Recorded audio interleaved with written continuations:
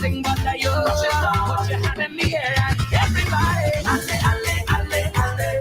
It's time to get up and start moving. Ale, ale, ale, ale. Even though you're from the field. Ale, ale, ale, ale. We stepping on to our victory. Ale, ale, ale, ale. Bring a cup of nice and some alcohol, it's right here we drinking. Every day we fetting, so do not bother we when we like them. Plenty gal on the road in the bikinis and the masquerade. It's freedom, freedom, yeah. Yeah, whisper when you see we stand up in the party. Make some room and give me some space. Give me some space. Give me where that we is. We dey try to want to know our freedom and space. Close your eyes and feel from freedom. Just feel. Close your eyes and feel from freedom. Just feel. We are masqueraders. So if we are low, we are masqueraders. Set on the road that is because we are masqueraders. If we really don't want to share, we are masqueraders. Freedom, then we change the air. Somebody pour a shot in my glass. Whole night we drinking, drinking. Whole day we drinking. You say I drinking too much, they too fast. Hey, hey, hey. Whole night we drinking, drinking. Whole day we drinking, drinking. Whole day, whole night we drinking. Drinking, rum must be drinking. Drinking, rum must be drinking. Drinking, rum must be drinking. Drinking, rum must be drinking. Drinking, rum must be drinking. Somebody drinking, rum must be drinking. Somebody drinking, rum must be drinking. Drinking, somebody. Open a bottle of water, open a bottle of soda, open a bottle of strong rum. Anything you find out random, then you push it up in the air now. Then you fling it up in the air now. Drinks and rocks in the air. And then we make it rain. Everything up there, push everything up there. Then we make it rain. Everything up there, spin everything up there.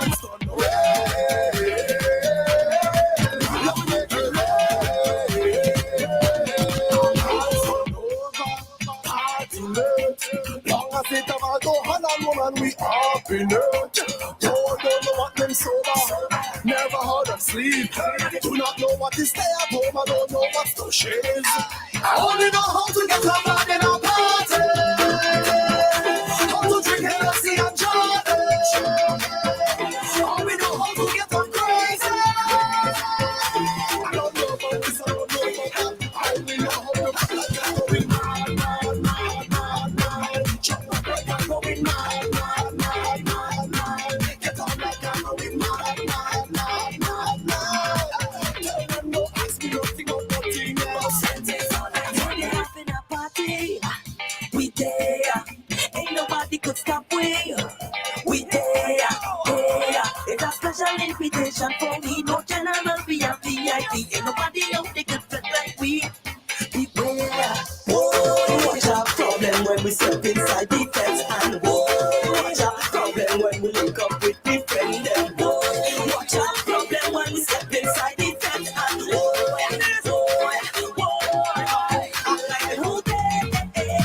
We be drinking vodka. Both hands in the air. We be drinking vodka. And we drinking, and we lime it, and we drinking, we drinking. My attitude is mine. Anything that lies in front of me is mine. My attitude is mine. Anything that lies in front of me is mine. Boom. One took it away, two took it away, three took it away, I tell ya. One took it away, two took it away, three took it away, I tell ya. Whole night I drinking, whole night I jamming, whole night I whining now. When the liquor hit me, it's whole night I drifting, whole night I tripping, whole night I jumping now. When I think the rum belly, when I hold that gal belly, when the soca hit me, if you see me drifting, did I see the sun belly? When to the canal, so it's I ain't knocking down, so it's I am not a rum party. Trouble in the morning when the liquor start to act up, when the music start to pump up, and the girl ready to ramage. Trouble in the morning when I'm nowhere close to sober, when the party almost over, and everybody ready to jump and wave.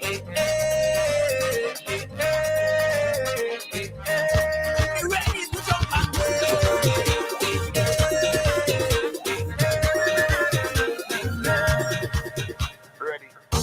It's another episode when we out on the road.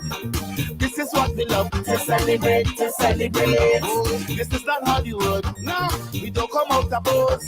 We just party with no restraint. From pillar to post, I just started in most. I behave in the worst. My conduct is so gross. From the time that I wake, I ready to bust the gate. You just get match up again. Crop over the money. Show them how we just jump up. Show them how we just free up. Crop over the money. Show them how we just jump up. Show them how we just free up. Right now let me start the drinking, start the bumping, start the betting. Right now let me start the drinking, start the bumping, start the lining. Right now let me start the drinking, start the bumping, start the betting. Right now let me start it.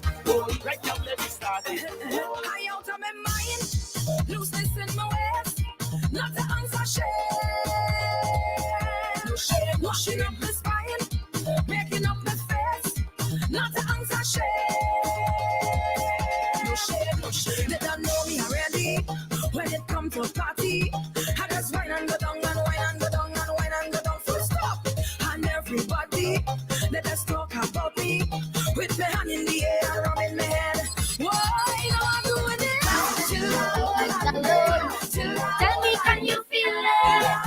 Yeah. Chill out and breathe. Chill out and breathe. Chill out and breathe. Chill out and breathe. Well, Vibes alone.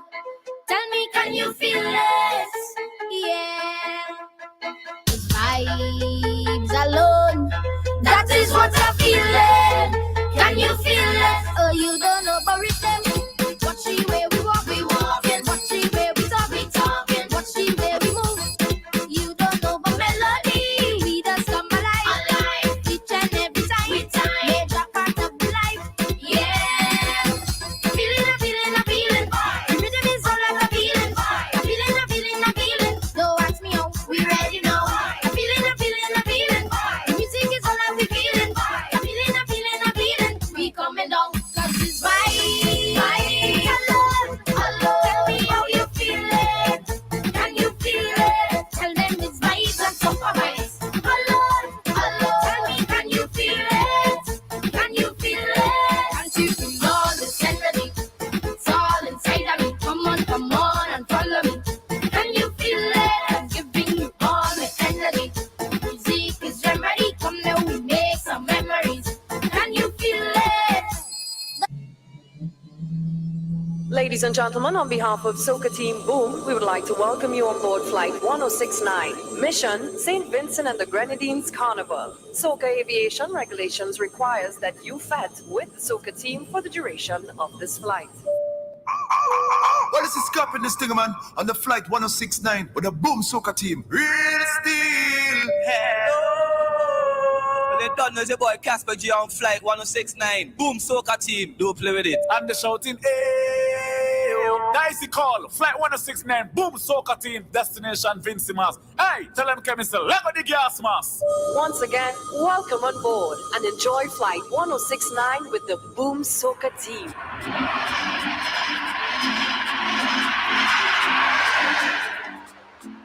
We just a wine in a zone and like me all and she feel the bone and tell me say me cold and she give me warm fire. Broke up me heart, I am married to the daughter, yeah. oh yeah. Your body feeling alright. Your body feeling. Lord, back it up with the pressure. I believe to the whole life, back it up with the pressure. Don't worry, everything alright, back it up with the pressure, baby. I believe to jump like crazy, back it up with the pressure.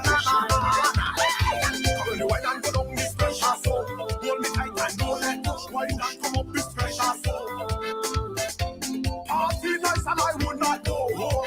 Lord, party nice and I would not go home. Now you to slow down, your body Party is the code now, and grooving is the mode now. Just kidding. When you wine and go down this pressure so hold me tight and don't let go. Boy, you come up this pressure so party nice and I would not go home.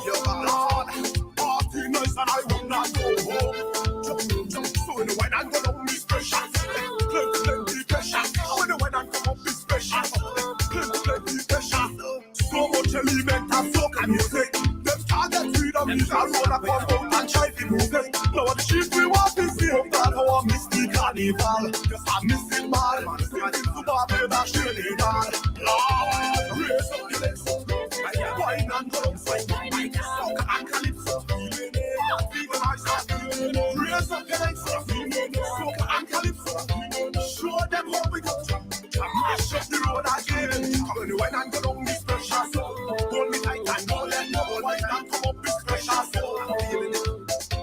Party nice and I would not go home. Lord, party nice and I would not go home. I saw the wine and go down this pressure. Plenty pressure. I want the wine and come up this pressure. Plenty pressure. We're running, feeling alright. We're running, feeling. Don't need to say anything.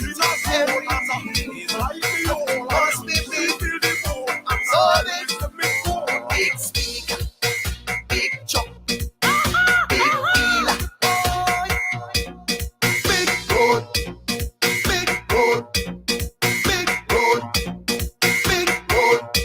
We wind up and get on bad and walk she man. Big road, big road, big road.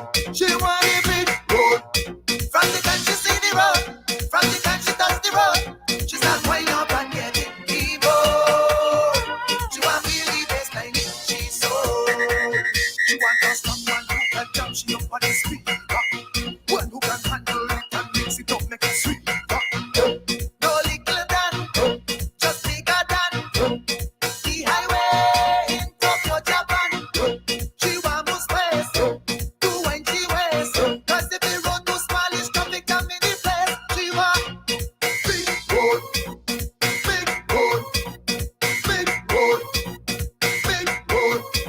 We wind up and get on bad and walk she man. Big road, big road, big road. She want a big road. All she gets is in the road.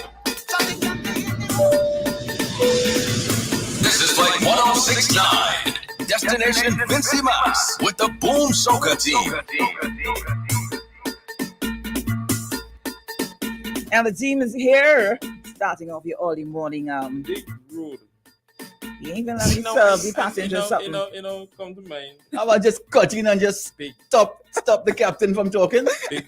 it just come to mind. Wait, is he really?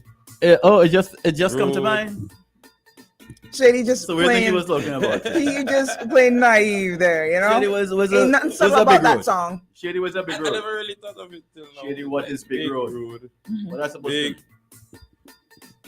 What that's supposed to mean, Shady? Tell me. like trees, Ah, lumber, big load. big Trees, load. lumber.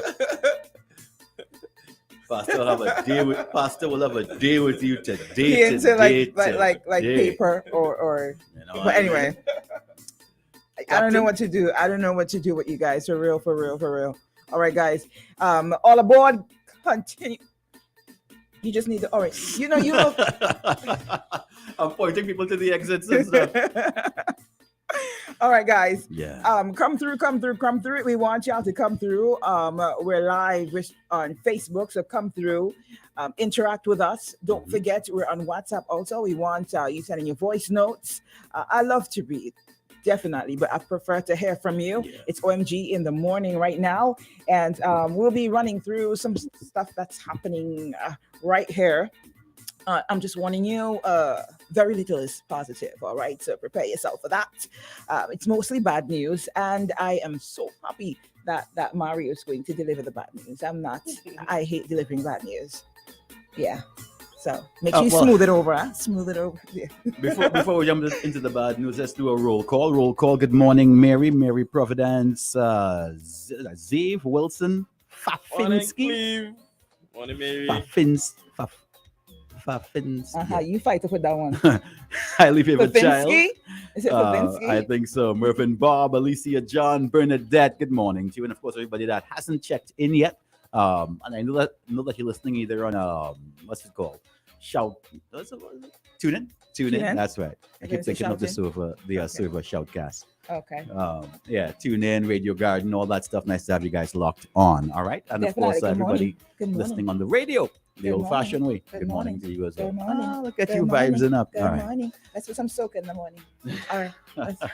All right, so I see that there's a story from the St. Vincent Times about a shooting in Montrose. It said a man is dead after a shooting incident in the Montrose area. It was reported that another man also sustained bullet wounds and was taken to the hospital. This was on May 16th. The Okay. story, that was a couple days So ago. let me give you the update on that. All Mhm. right. Now, after the dust settled, it was clear that 4 persons were shot, 2 had been killed, and another 2 sustained injuries and are hospitalized. Now, those who died included, Elon Barber and Daniel Skerritt, while the survivors sustained injuries are Delbert Hadley of New Montrose and Omar Sutherland of Otley Hall. I really don't know what's going on. For such a small island, the amount of homicides and violent crimes, and where does it end though? It seems to be a trend these days. Like, I don't know. But the thing is, You think it's more rampant since after, well, I guess it's after the pandemic because nobody was outside doing whatever. But do you think that it's just more rampant now than in years prior? do you think it has to do with desperation? Maybe it has to do with a sign of the economy, or maybe that's me making excuses. But I mean, they said they I don't think that's true to the economy. listen. People are getting desperate. Who knows? You don't think that Are we gonna blame that it's gang? economy? Come on. That truth in there is gang. Let me ask you something. Most people who don't have a secondary, I know, but most people who have like a secondary, have no secondary school education or probably didn't even finish primary school, right? What do you think they're doing now? So the guy that killed his wife. No, I'm not saying all of them. But we cannot blame gang violence on everything. You have to look at it objectively. So All of this can't be gang crimes. This has to be. Bringing in from the parents. No, we're not going there. We're not going There's there. where it starts. It starts there. But as parents, our job is to give our children a foundation. You can't blame us wholly and solely for everything that happens and what happens after they become adults. I'm simply saying, with the state of the economy, people are getting desperate. People are getting desperate, and I honestly think, right, some of this, not all, but some of this has to do with people turning to crime. Let me ask you, think some of these drug dealers or these gang leaders, do you think they go out and commit the crime themselves? You don't think they have lackeys? So people who can't make money any other way, they're going to find a way. Trust me, and if it means going out and beating up something, I mean, yeah, you behaving like this is like something you haven't seen before. We know how gang crime works. We do. We do. I know y'all don't watch TV. Y'all don't watch documentaries. Watching Not even that though. TV? Not even that. Don't watch TV. Hold on, wait, right? Don't watch Wait. TV. No, wait. Come on. Come on. You are more grounded than Mario, right? What did? Because you have But you on the don't know- ground experience. Mario's a little bougie. I am So you more ghetto, if you want to call it that. We on the ground. So Fernando, we know. Fernando, help me. You know what's going on in So, the but- real but- world. So you think that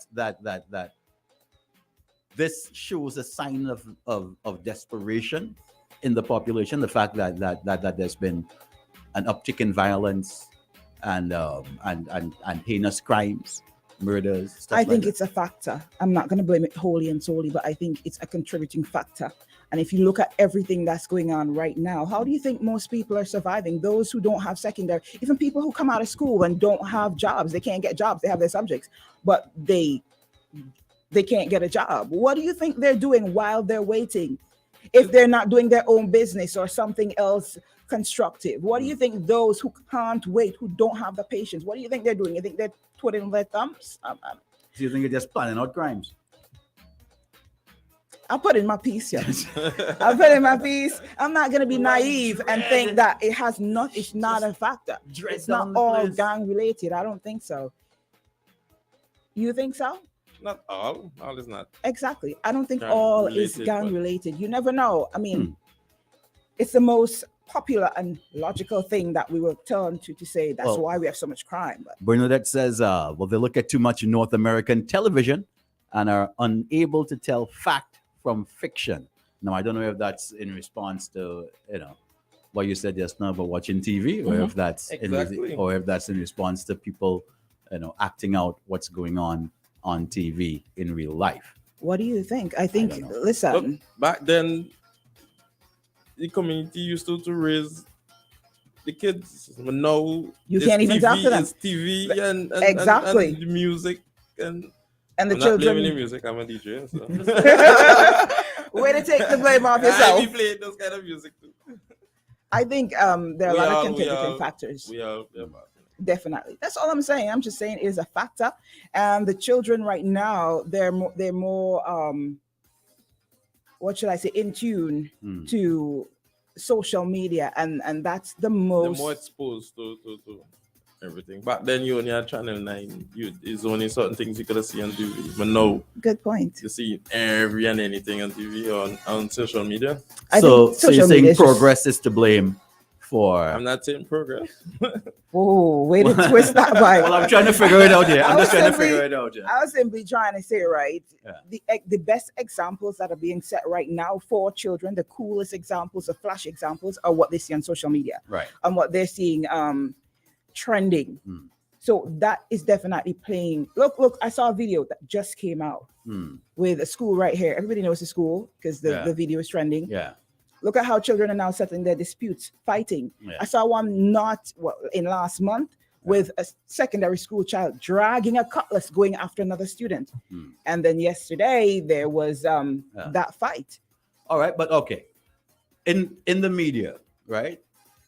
I can't remember anything except like Squid Game or some zombie show where anybody is dragging a cutlass to do anything else. So I think blaming the media for something like that and not blaming the aggressive nature that seems to be bubbling on the island. How many kids get licks these days? Yeah. So no. Listen, I'm just saying it's a contributing factor, and there are many. And I know much people go and call and say blame Ralph. Right? It's Ralph I Wilson. know one person going to call and say blame right. One person that's going to call and say it starts with the leaders, right? But we're all parents are leaders, teachers are leaders, community heads are leaders, Christian council are leaders. There are a lot of leaders out there, and are we setting the right example? Come on, those are all things we need to take into consideration. We can't just blame gang crime. We can't just blame music. We can't just blame social media or the parents. Let's put it where it really belongs, on all of us. But I'm definitely telling you something's going on, because we're too small to be having all these homicides and What's the homicide count right now? it's we're real less than high. Trinidad. Oh, but Trinidad is also Thanks to that 2 savior. million. I'm telling 2 you. million. I mean, but- you guys are a fet. So look at it. By way of the ratio, scale that to suit. You got a call on the line, Miss Jill. All righty. Let's see who's there. Good morning. You're live. We missed it. Okay. That's all right. Call back 4511069. Someone says there's not just one factor; it's multiple contributing factors. Yeah. I think Jill said that too. It's not just one factor. There you go. Your phone's lighting up again, Jill. You might I need to move can't that see. mic. Yeah. Good morning. You're live on OMG in the morning. Well, it's good to hear Jill on the morning. There you go, Jelly. Thank you. Thank Good to hear Jill you. on the morning program, man. Yeah. Mario. What about me? Shady, the food master. The food is- The food master, man. Yeah. Guys, wonderful topic this morning. I just checked in on another station. I hearing this. Mario hearing this is very touching, as a parent, and Yeah. you know how me and my boys and my girls and my kids and everybody's there. Yes. You know how I take my children real serious. Yes. And I am reaching out for the parent of that child or the parents of children who have children going out and who don't really pay close attention to their children. This is something you all need to do. We need to stand up as a parent and find out our whereabouts our kids, keep a track on them, and pay more attention to them, because they are young and they figure every activity is something good. With me and my kids, Mario, I call my children, and I say again, people might not want to believe this, but I stay in touch with my children. When I wake up on mornings, I already message my children. Right. And I already got a message from them. Yeah. I keep in touch with my kids, and I call sometimes when I don't speak to certain one of them, I call and speak to my grandchildren. Right. I make sure that they're okay. And if they're going anywhere, first thing I said to them, make sure your mother know where you're going. If your mother say no, is no, right? You're not too big for your parent to talk to you. Right. And losing a young girl like that, 17 years old, and nobody know who she last seen with, who she was hanging out with, also to get something to start investigating on, to go on. It's very hard. So and like I said on the other program, Mario, I don't know if you will agree with me. When something like this happens and we do not find anyone, what do we say this is? Do we have a mass killer out, or what you might want to say, a serial killer out who is going to now look out for young girls? We don't know what happened. And for the way that they found this person, this has to be somebody who did something already in order to have that gut to do a young girl that. Has to be someone who has a serious and a gut of the demon to do somebody like that. And I'm reaching out now to all parents, mother, fathers, everybody. Pay attention to your children. Listen to your children. Sit down and have conversations with them. They are never too big for you to talk to them, right? I spend a lot of time with my father, although I am this old. I spend a lot of time with my father. My mom is in Barbados, who I talk to every other day. And I keep in touch with them, and I let them know how I am, because I take family very serious, and especially my children and grandchildren. And it is hard for someone to lose someone in this way. And I'm speaking because I'm hurt. I'm feeling it, because I God forbid, it could have been one of my children. It could have been somebody for me. So I know how people are feeling, not just the parent, but other people also. But have that feeling and thinking now, and we have to start thinking about what we want for our children and how we must guide our children. And like someone said a while ago, I think the young lady said a while ago, it starts at home. Parents have a big role to play. And I am going to say this now, Mario. You see, Annesville, I've seen Friday and Thursday, when the school over, right that you pass Massey, because Massey fence off the car park now, and everybody now start lining at the bus stop down below down there. Yeah. And there's a lot of music, and like they're having black holes and all sort of things. We need to put police in places like those to when they see school children in the uniform, make sure order them to get a van and get home. Because you have children, school children, I've seen it, I'm not lying. School children out there sitting down drinking alcohol in their uniform. Now, what is that saying to us? This is what we want. This is how we want our people to go. No, it is touching, and I don't like that. So I think right where that bus stop is now needs some attention, because it's gonna develop, and it's going to come into something that we don't want. You understand? I think I've said enough. I'm going to leave room for somebody else to make the conversation. You guys have a wonderful day. Same to you. All right, you too. Well, to give some context as to what Charles was talking about, he was talking about the body that was found in the bag, identified after police release. The body of a female that was found in a bag at Richmond Hill on May 12th is that of Precious Williams, 17, of the East Kingstown community. Was that Walver? Right, yeah, we have another caller. Go ahead. Yeah. Good morning. You're live on OMG. Hello. Good morning. Good morning. Good morning. How are you this morning? Okay. Man, just hung up on us there. Police was informed about the matter by sources that have assisted the police with the identification of the body. Of course, the circumstances surrounding Williams's death is still unknown. All right. I think he's trying to get back. Good morning. Good morning, Miss Vera, and good morning, my brother. It's not Miss Vera, it's Mrs. Cruikshank. Mrs. Cruikshank, I'm very sorry. Forgive me. My brother is very serious about this matter with crime. No other intention. How much persons we have in Simmons have spoken about the matter of crime like me? Send documents to the police. And my brother who made that presentation, my brother, please, are you for real? So it's when a child gets hacked up that we've been feeling this for 20 years, my brother. Do you feel my pain? I talk, I call mothers, I sympathize with them.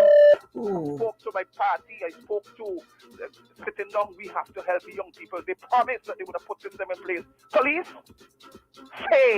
fair in police. I don't want police can't deal with it. We have a leadership, not just one leader, many leaders who don't care. They say they care. There are some people I have given support to with the NDP. What are you hearing? Every day you get up, you turn your radio on, you hear Leeward. Leeward, they don't talk about the very plight of the young girls, of what happened to them. They don't talk about we were named for #1 for rape. What is happening on a daily basis in the vans? When they go to managers, when they go to politicians. Not just one set. What happened to our young children? Our young girls, our females. So it's only when somebody gets caught up, my brother, you all remembering this? What have they done? They had a serious situation where it got so bad that when it got so bad, they brought in a professor. He said, really? We are at a level very close to Venezuela and Trinidad. We have to change it. Made recommendations. The police dropped the ball a million times. They don't care. You do get a police that's concerned. I call the sexual offense unit, thank God for you, Mrs. Williams. I think you mean well. They don't help them. There's so many young girls getting molested. They can't even solve three of the crimes good. What are we talking about? We need leaders. We need a different direction that people can read. Let me ask you something. You think God have love young people? Do you this with Hamilton? I go out for him to campaign for him. You feel the passion and pain in my voice every day.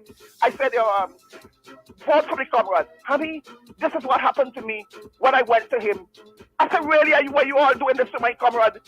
It's when people within the party, the very party itself. How are we going to fix this with that kind of behavior at the level of the top? I just want to just say one quick thing and come off. Let me just read a little piece of thing because I don't want to come here to entertain the public.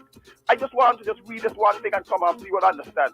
So here you have this Guyana Institute. This is what the criteria for qualifying for what?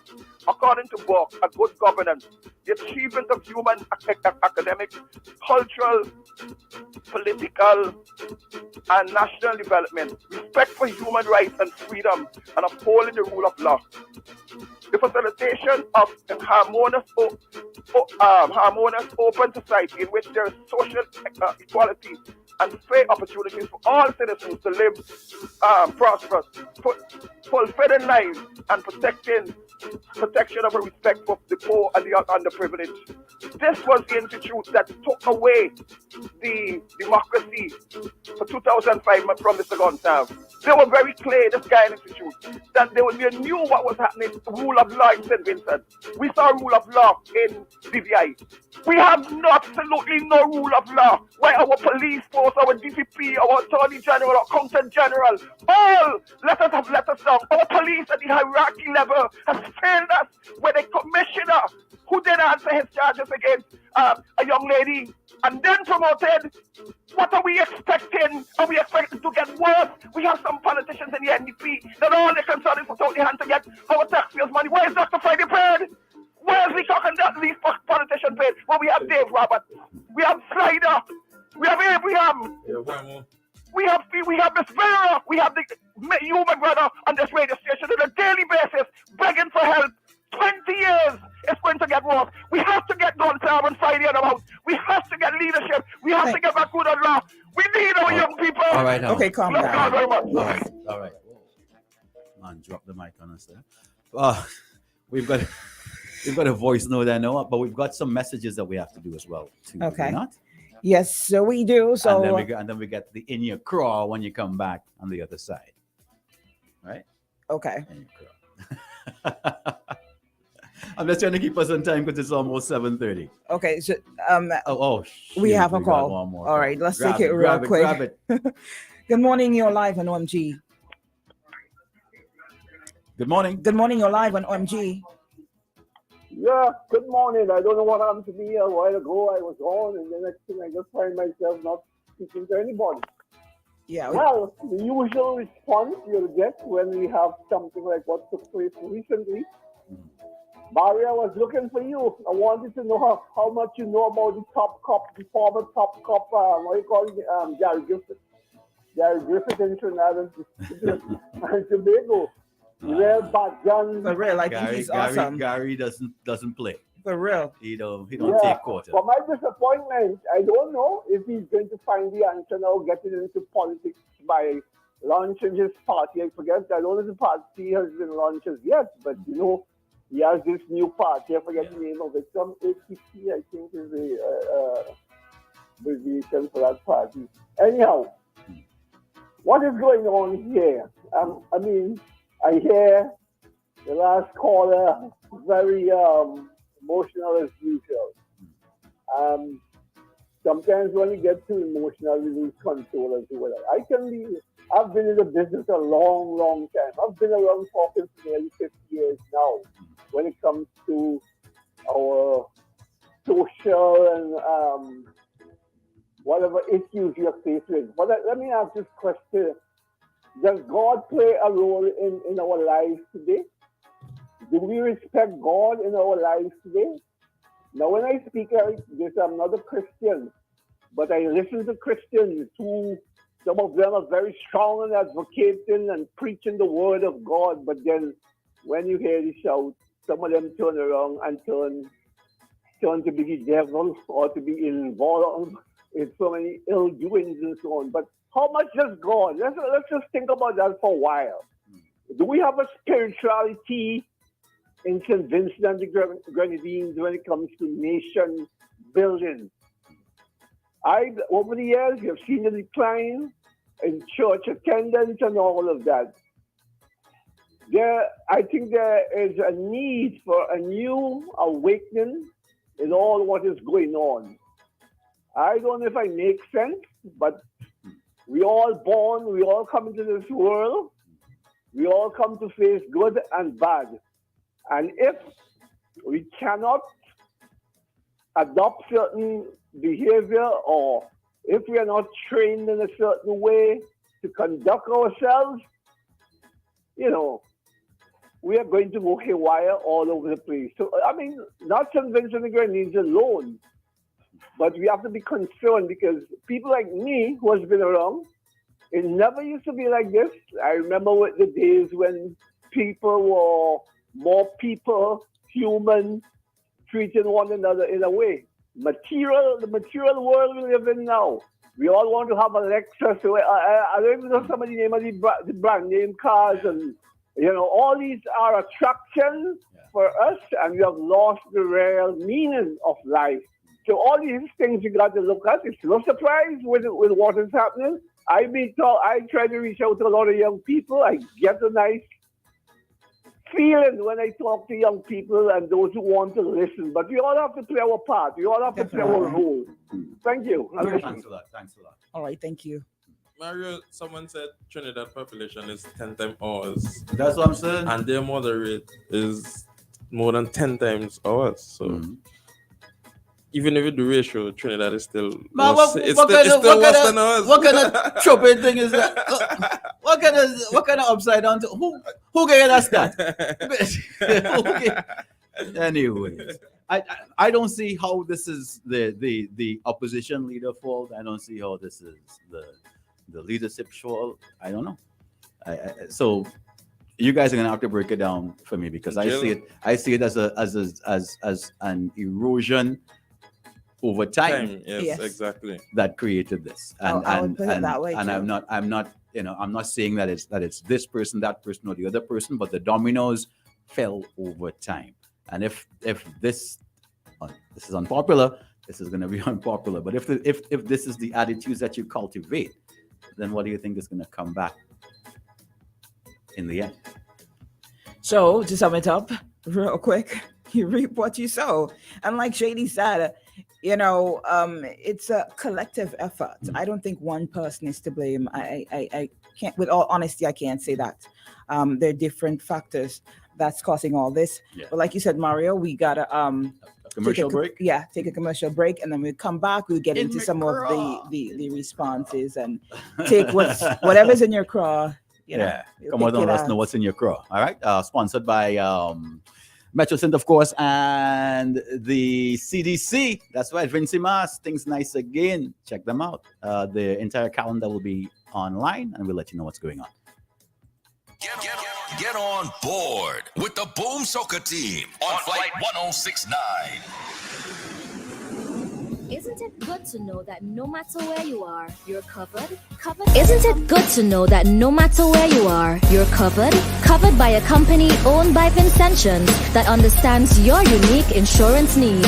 At MetroSynth General Insurance Company, we've invested 50 years of service to guarantee that you have the peace of mind that you deserve. When it comes to motor vehicle, property, employer's liability, business insurance, and much more, we've got you covered.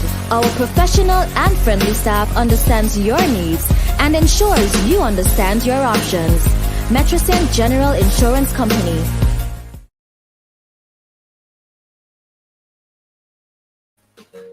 District Stairs is offering an Easter special designed to floor you. 10% off laminate, vinyl, hardwood, tiles, you name it. We've got you covered if you're looking for durability, versatility, and an array of colors, shapes, and sizes. We offer customized services from start to finish. WhatsApp District Stairs at 1289-200-7649 or check out districtstairs.com. Follow us on Facebook and Instagram for special promotions. Free shipping to SVG for April.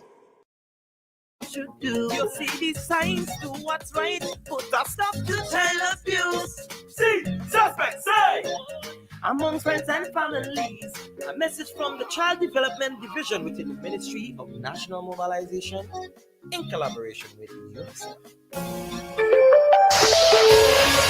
The National Knowledge Authority introduces the Lotto app for all Android and iPhones. Your free download available at nlasvg.com.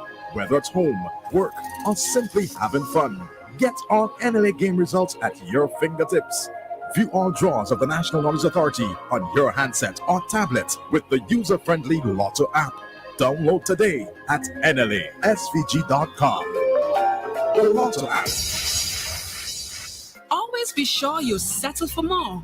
Get up to 35% off Baker's fully comprehensive vehicle insurance and still cover a whole lot more. Enjoy higher discounts and better coverage for any kind of vehicle, car, SUV, or pickup with free loss of use, windscreen cover, and special perils. To sign up, call BMC Agencies Limited at 457-1066 or log on to beacon.co.tt and settle for more today. At Pharmacy Plus, you can get your personal care, hair care, prescription, dental, and over-the-counter, and medical supplies at affordable prices. Located on Egmont Street, opposite Home Collection. We're open Monday to Friday from 8 a.m. to 5 p.m. and Saturdays from 8 a.m. to 2 p.m. Pharmacy Plus, for Supreme Care, and more. Be a glam mom this month with the best names in designer eyewear from Quartz Optical. Get 30% off frames and lenses for her and 60% off sunglasses all month long. Make a statement with Michael Kors, Kate Spade, Ralph Lauren, and more for less. Plus, with Ready Finance, pay nothing for 30 days. Book your free eye examination appointment online today at www.quartzoptical.com. Don't miss this opportunity to glam out this Mother's Day only at Quartz Optical. Value you can see. Conditions apply. See online and in store for details. Higher education is a must for your future. UE Open Campus is in touch now more than ever. We offer programs of quality, affordability, online, on-site, on demand, from undergraduate to PhD. Fulfill your dreams, acquire your degree at Open Campus. Come in and see us at UE Open Campus. Your success is a must. Apply today. Visit our website at www.open.uwi.edu. You can call us at 456-1183. Saturday, May 28th, join the celebration at Grateful Bomani. 20 years of ragga and soca. Make your way to the Sunset Shores Beach Hotel for a night of live performances from Bomani and special guests Luta, Fire Empress, Mansar, Keto, Chanel Mackenzie, Johnny Rebel, and more. All backed by the high-profile band and the musical ensemble. So come out and celebrate at Grateful Bomani. 20 years of ragga and soca. Saturday, May 28th at Sunset Shores Beach Hotel. Get on board with the Boom Soca team on Flight 1069. You know what I'm saying? Oh, God bless the man curse, you know. Yeah, I want.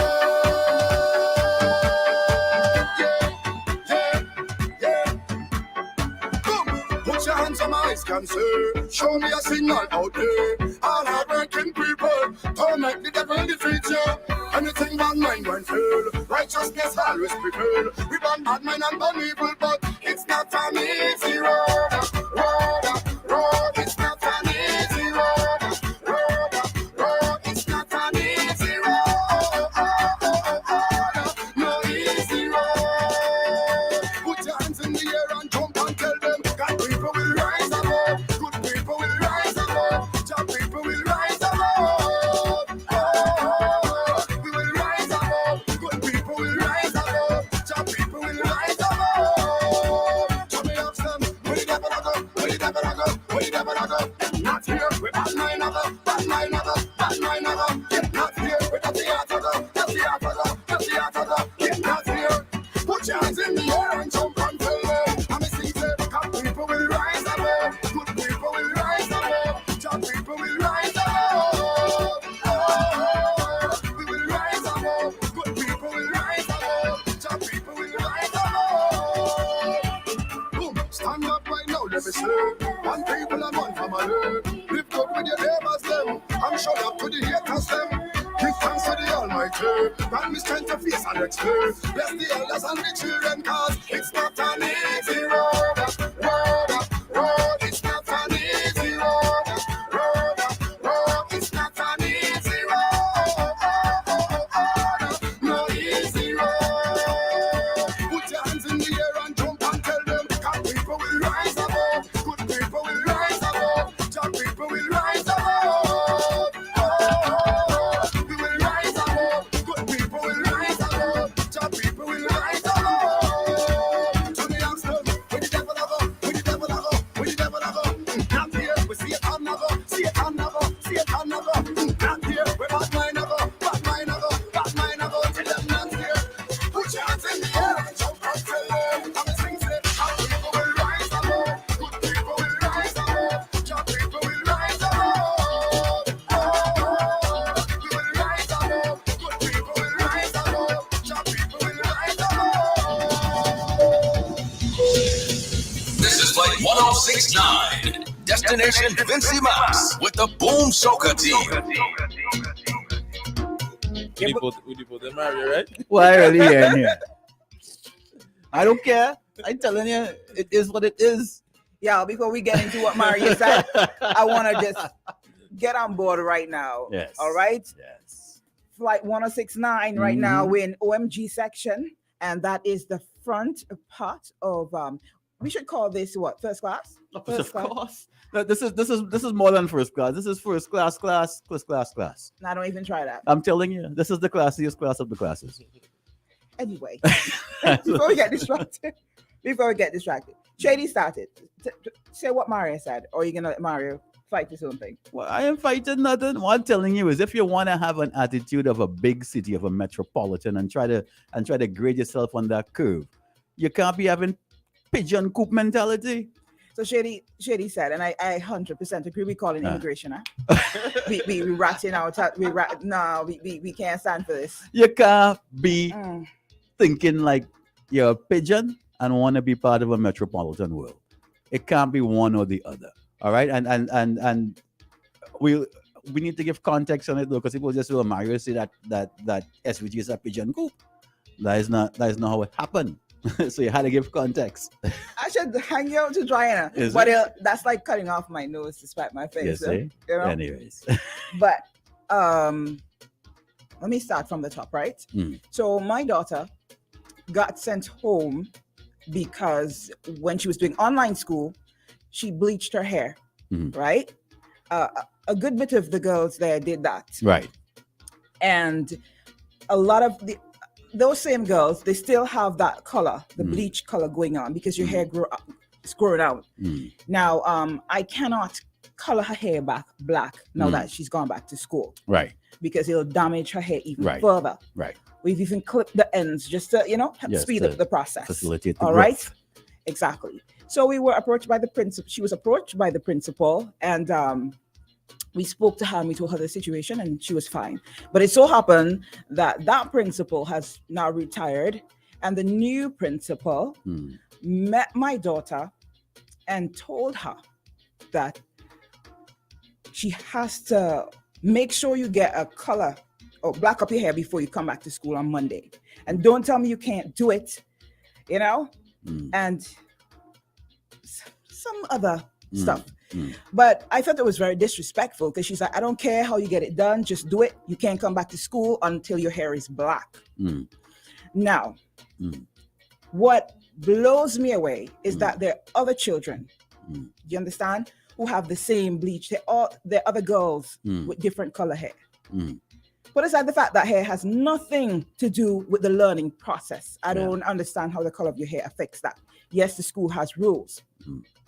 But I'm simply saying, in speaking to the principal and explaining to her that we cannot color her hair because it'll further damage her hair. Right. Because her hair is already damaged. Yeah.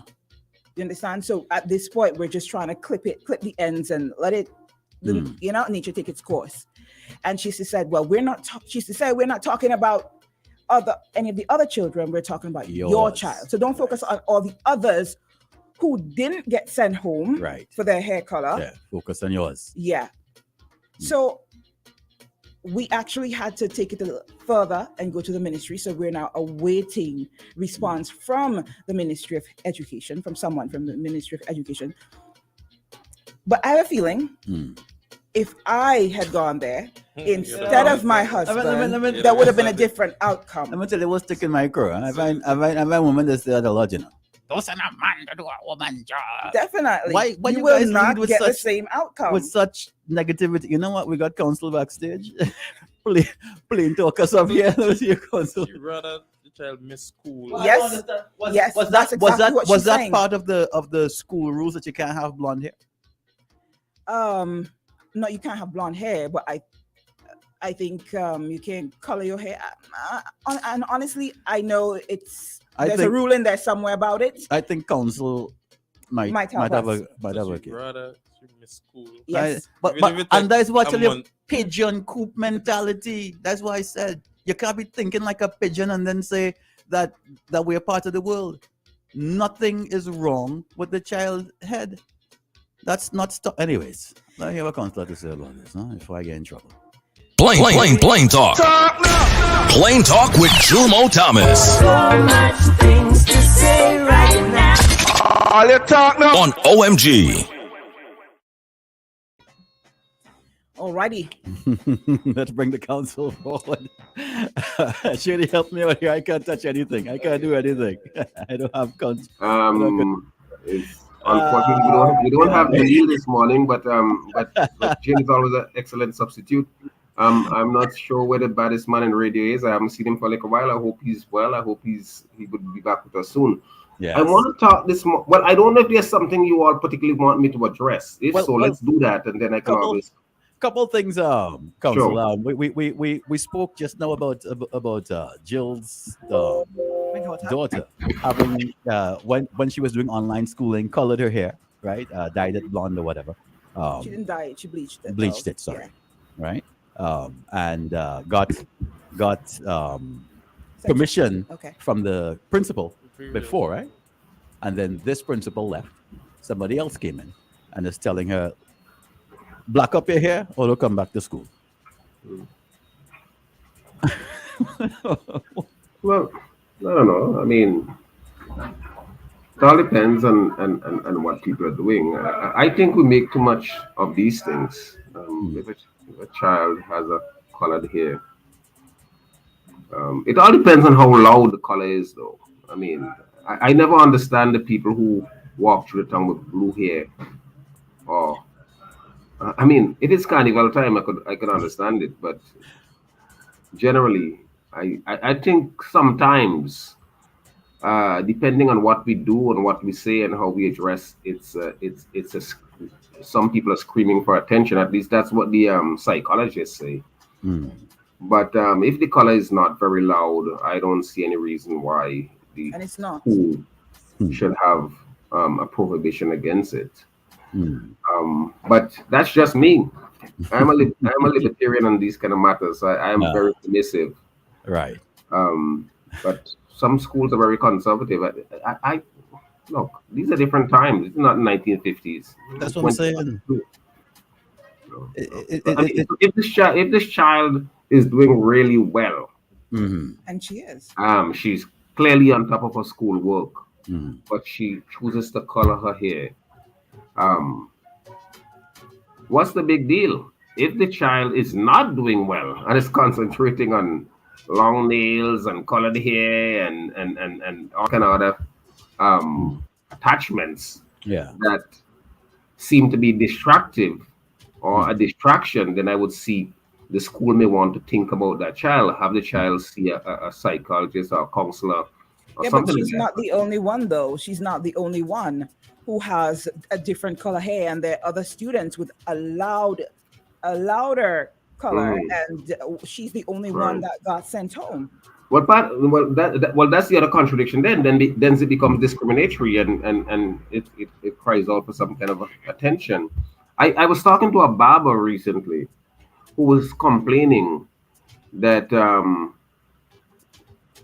some young men who come to his shop would cut their hair in a certain way, and some of them don't cut it all the way down. And a particular principal at the school, one of the high schools in Kingstown, would tell the guys that they need to cut their hair lower. So the parent may pay, let's say, $50, I don't know what it is now, $15, $20 to cut their hair. The school thinks it's a little too bushy, so they send them to cut it again, and the parent has to pay another $15. What the barber was complaining about, though, is that there are other people from other schools, well, from the same school, but other people of different ethnic groups who wear much fuller head of hair, and they don't get the same kind of pushback from the authorities at the school. So he was really concerned about that. So, but those are the kind of issues that we still have to work with in these societies. And the second thing that I want to touch on is something that Jill actually threw out when we were speaking about the spate of violence that's been happening, and Jill mentioned that desperation and the economy is a factor. It may not be the only factor, but it is definitely a factor in the behavior, and the result is these crimes being perpetrated. What say you on that?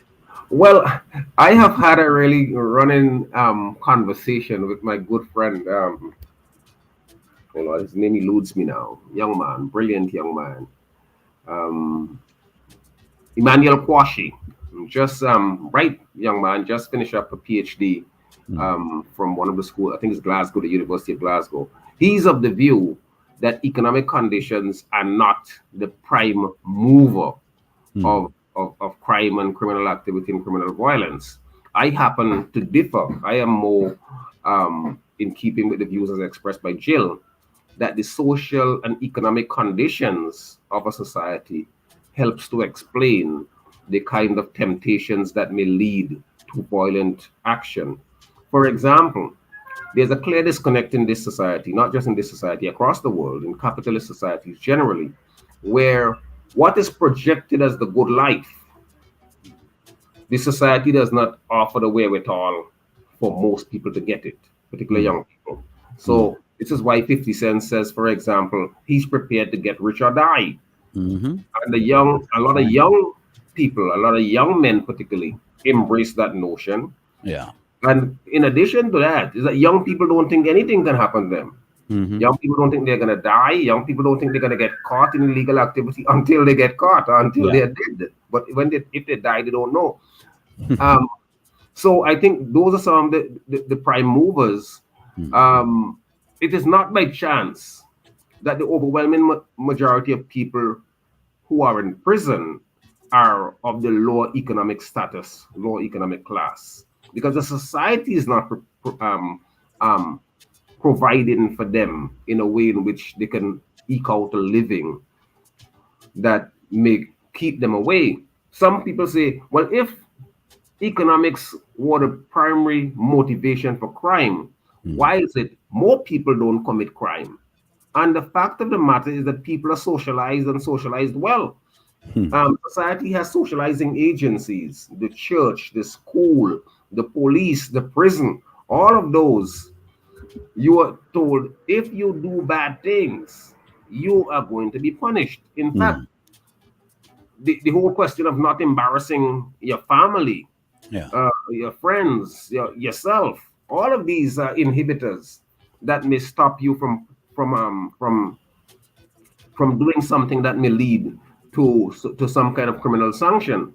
But in the end, I still subscribe to the notion that if you are deprived, you tend more and more people are going to tend to try to make ends meet. And part of the process, part of the ways in making ends meet is that they're going to, some of them are going to engage in illegal activity, and many of them are going to get caught, and they're going to end up at the last closing of the High Court. I think we had like about 444 persons in prison. About 425 of them were men, young men between mostly between the ages of 17 and 45. Right. So I do believe that economics is a prime mover of that. All right. Yeah. Okay, sir. So now, if you would allow me, I would speak to what I wanted to speak to this morning, and it has to do with the issue of policing, and particularly as it relates to illegal drugs. And here's the thing that gets me. There was a piece of news recently, I think early in this month, on the 5th, I think it was, where a young woman, Zipporah John, was jailed for 40 months for being in possession of 38 kilos of cocaine.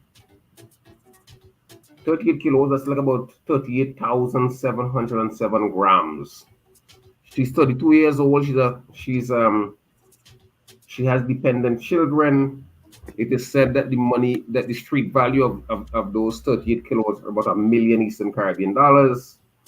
The court, in sentencing her, said that one of the aggravating features of the crime was the sophisticated nature of the concealment of the cocaine.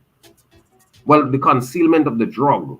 I think they had it sealed in a bowl, And then the aggravating feature was the cocaine itself, because we don't produce it here, right? And that she pled guilty.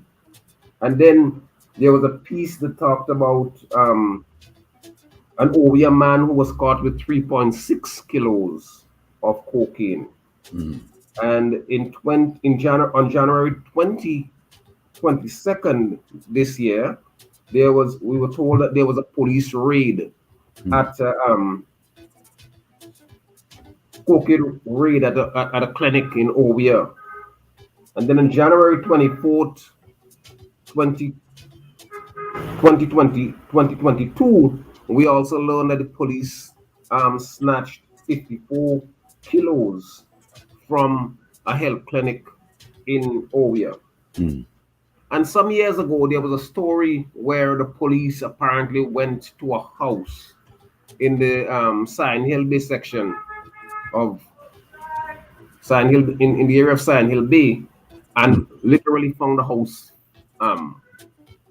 full of marijuana, hundreds and hundreds of pounds of marijuana. And the thing that strikes me about all of these is that why would the police, if the police suspect that someone has in a clinic drugs, and I don't know if their intelligence tells them that it is a significant amount of drugs, or in the case of the woman down in Union Island, 38 kilos of drugs, 54 kilos in Ovia.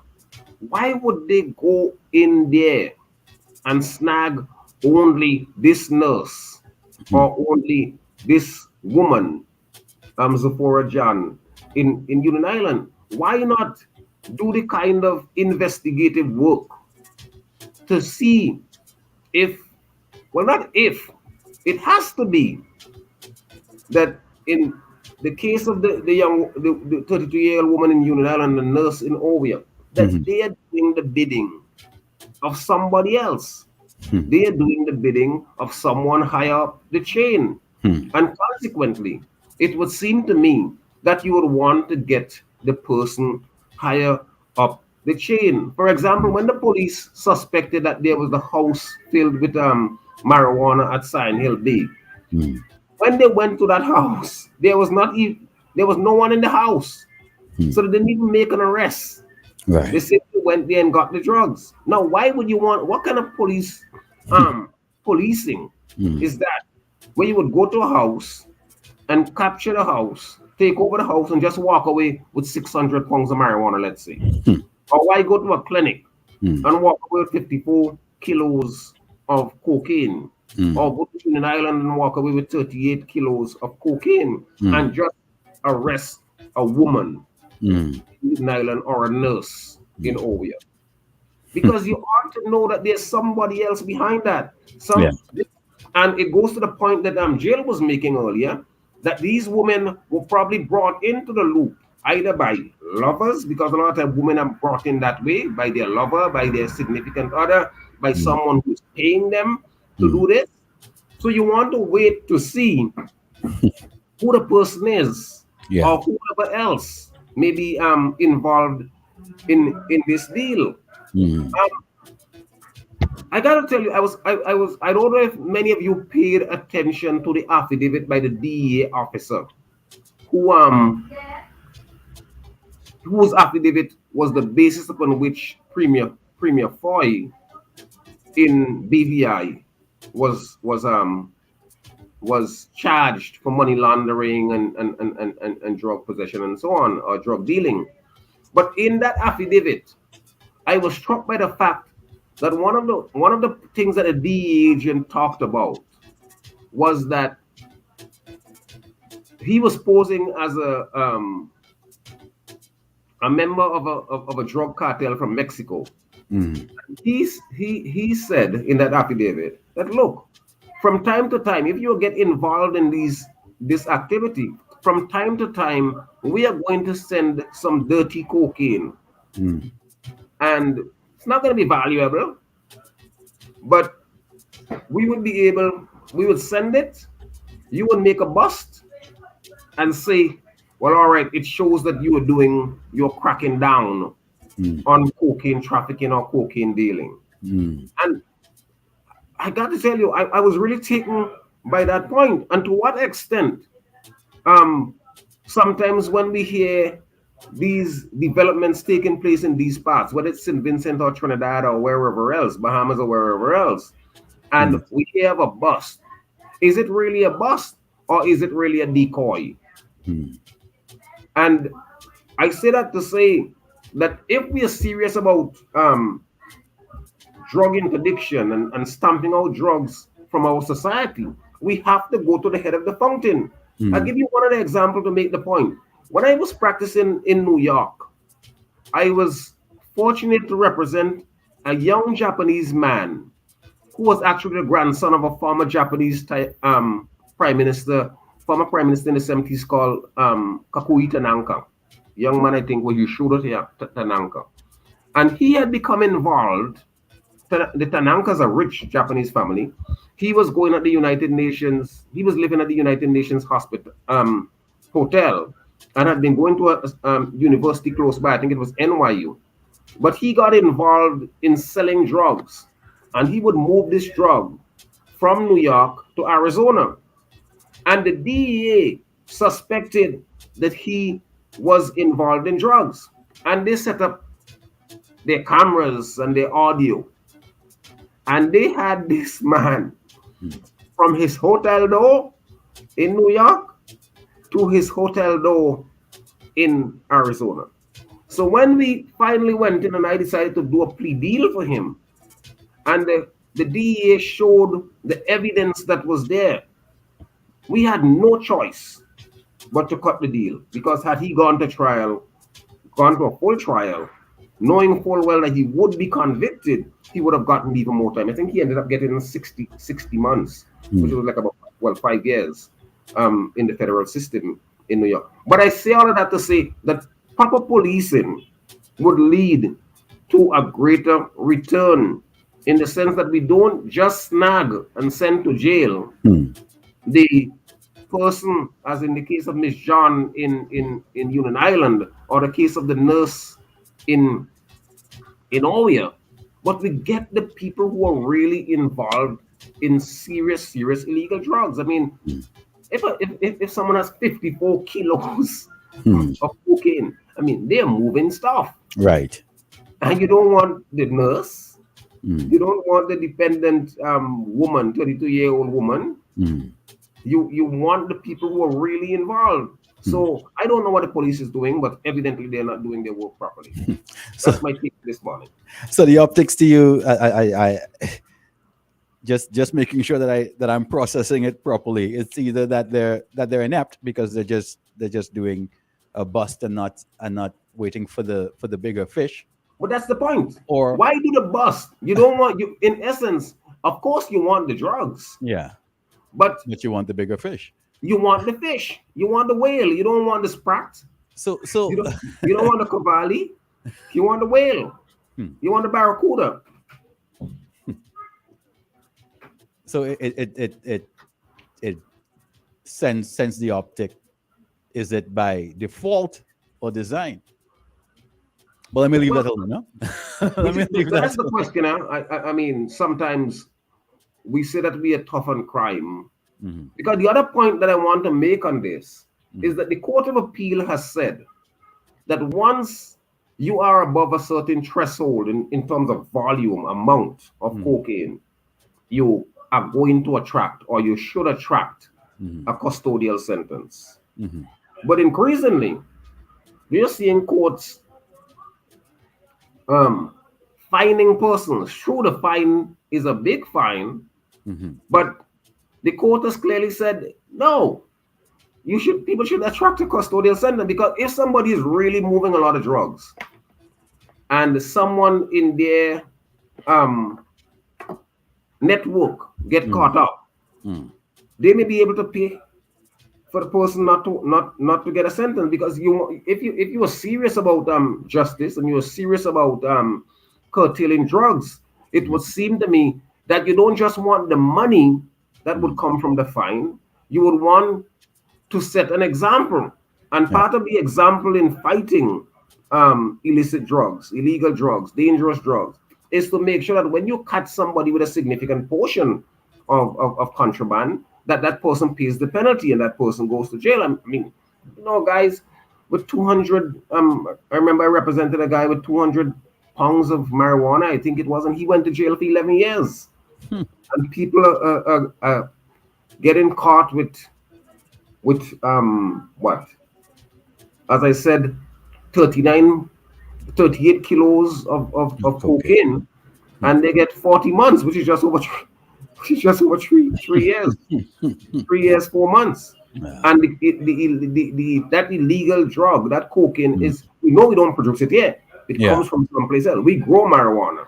We grow marijuana in abundance. We grow good quality marijuana. So how does somebody who gets sentenced for marijuana possession, true, it's a few hundred pounds, but how do they attract a higher sentence than somebody who's caught with cocaine and convicted or pleads guilty for cocaine possession? I don't understand it. Counselor, we gotta take a quick top, a little bit of music, and then we've got some feedback from no problem at all. WhatsApp and so forth. So we come back right after this. It's Flight 1069 on OMG in the morning. Ladies and gentlemen, on behalf of Soca Team Boom, we would like to welcome you on board Flight 1069, mission St. Vincent and the Grenadines Carnival.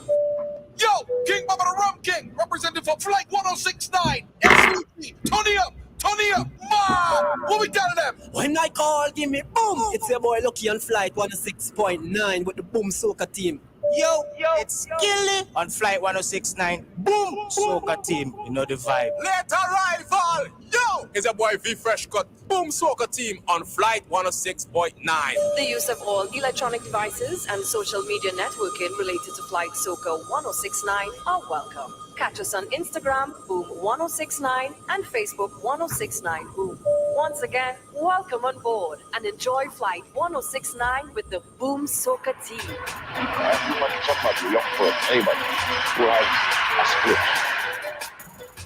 Why are you going to lock up a fella for a half an ounce of marijuana? Love me with me split, your head. Then gun legalize the split, your head. Officer, love me with me split, your head. Then gun legalize the split, your head. Everybody, light up the place, light up the place, light up the place, light up the place, light up the place, light up the place, It's the best medication we take. And only the hardest feeling. I love when I drip and I float. Yeah, officer, it's not like a drink and I tried it. Nah, officer, love me with me split your head. Them gun legalize the split your head. Officer, love me with me split your head. Them gun legalize the split your head. Everybody, light up the place, light up the place, light up the place, light up the place, light up the place, light up the place, It good for the brain, it good for the nerves, it good for the lungs, it good for the soul, it good for investment, it good for the land. After when I come in here, let me hand. Get on board with the Boom Soca Team on Flight 1069. Council legalize this spliff. Jomo legalize this spliff. If it was up to him. Jomo, tell me with this spliff. Jomo legalize this spliff. All right, that's my soca for next year. Let's see how that works out for you. That's what I'm thinking. Shady and throwing words. We gotta get into some responses real quick. You said? Yeah. We got some stuff on Facebook and on WhatsApp. Someone says, "Hi, people. This is a new time. I born in the 60s. I'm guessing." And we get full with that English teaching, like say, "Baby, come in plain and look at the book." I don't know what any of that means. Yeah. Okay. Sorry about that. I don't know what that means. Or once peaceful and innocent society is no more that genie has escaped in the bottle and will never be as it was. But I hope we can fix our broken moral compass and bring back some semblance of what it was. It won't be easy, and it won't happen overnight. Another one here says the police must not only deal with the removal of drugs, but also the proceeds of the crime. The big fish has too much to lose, so they will never be tracked and brought to justice. What do you have there, Jill? You got something for council? Yes. Someone said, yeah, they will. Let me start from here. All right. Good morning, Boom Team Council. How do you feel about a teacher accepting a project from particular high official son versus accepting the poorer class son from How do you feel about what? all boys school at Annisville, and both miss the date that were passed in it? Is that right? Go again. He didn't. He didn't All hear right. the first. He's asking, right? How do you feel about a teacher accepting a project from a particular high official son versus accepting the poorer class son from the all boys school at Annisville, and both missed the date that were to pass it in? Is that right? I'm not sure I'm hearing what did the teacher accept? All right. Apparently, there was a project that was supposed to be handed in. Yes. Right. And he is saying one of them were from an official son, and the other was from a poorer class child. Now, they were supposed to be handed in the same time, but the one from the official son was accepted while the other was not. How do you feel about that? So they were handed in late? Yes. Well, I mean, look, these things happen all the time, but it shouldn't happen. Clearly, there's class preferences in these societies, and the upper class, the middle class, the political class, these people get a bribe. It's their society; they control it, and oftentimes, people in the system, whether it's in the schools or in the wherever they are, they give them greater control. But clearly it's wrong. If there's a time to submit a project and you're going to accept from one child late, you really should accept from all of the children late. But then again, there's a catch to that, because I'll tell you this as a teacher, as a former teacher. Suppose the child was supposed to hand in the project on Friday coming, and the child does not hand in the project until the following Friday, which is a week late. Now, are you saying that if another child comes and hand in the project for the week late, I should still accept the project? In other words, one child handed in a week late, another child handed in 2 weeks late. What should be the position of the teacher be? I think if the teacher clearly says, look, this child is handed in late, so all of you who have this project and have not yet handed it in, please hand it by such and such a time, or this is the absolute cutoff date. I think if you do that, then you are in the clear. If you're just making preferences or selecting those students whom you would give a pass and punish the others, then there's a problem. I find you used a really nice word. You kind of nice up the word. It's not a problem. To me, it looks like discrimination. But what we are, and you're right, it happens all the time. Also, yeah, it is discrimination. It's class discrimination. All right, let's move on to another one. Someone said, listen, personally, I think a child's hair doesn't affect their learning process.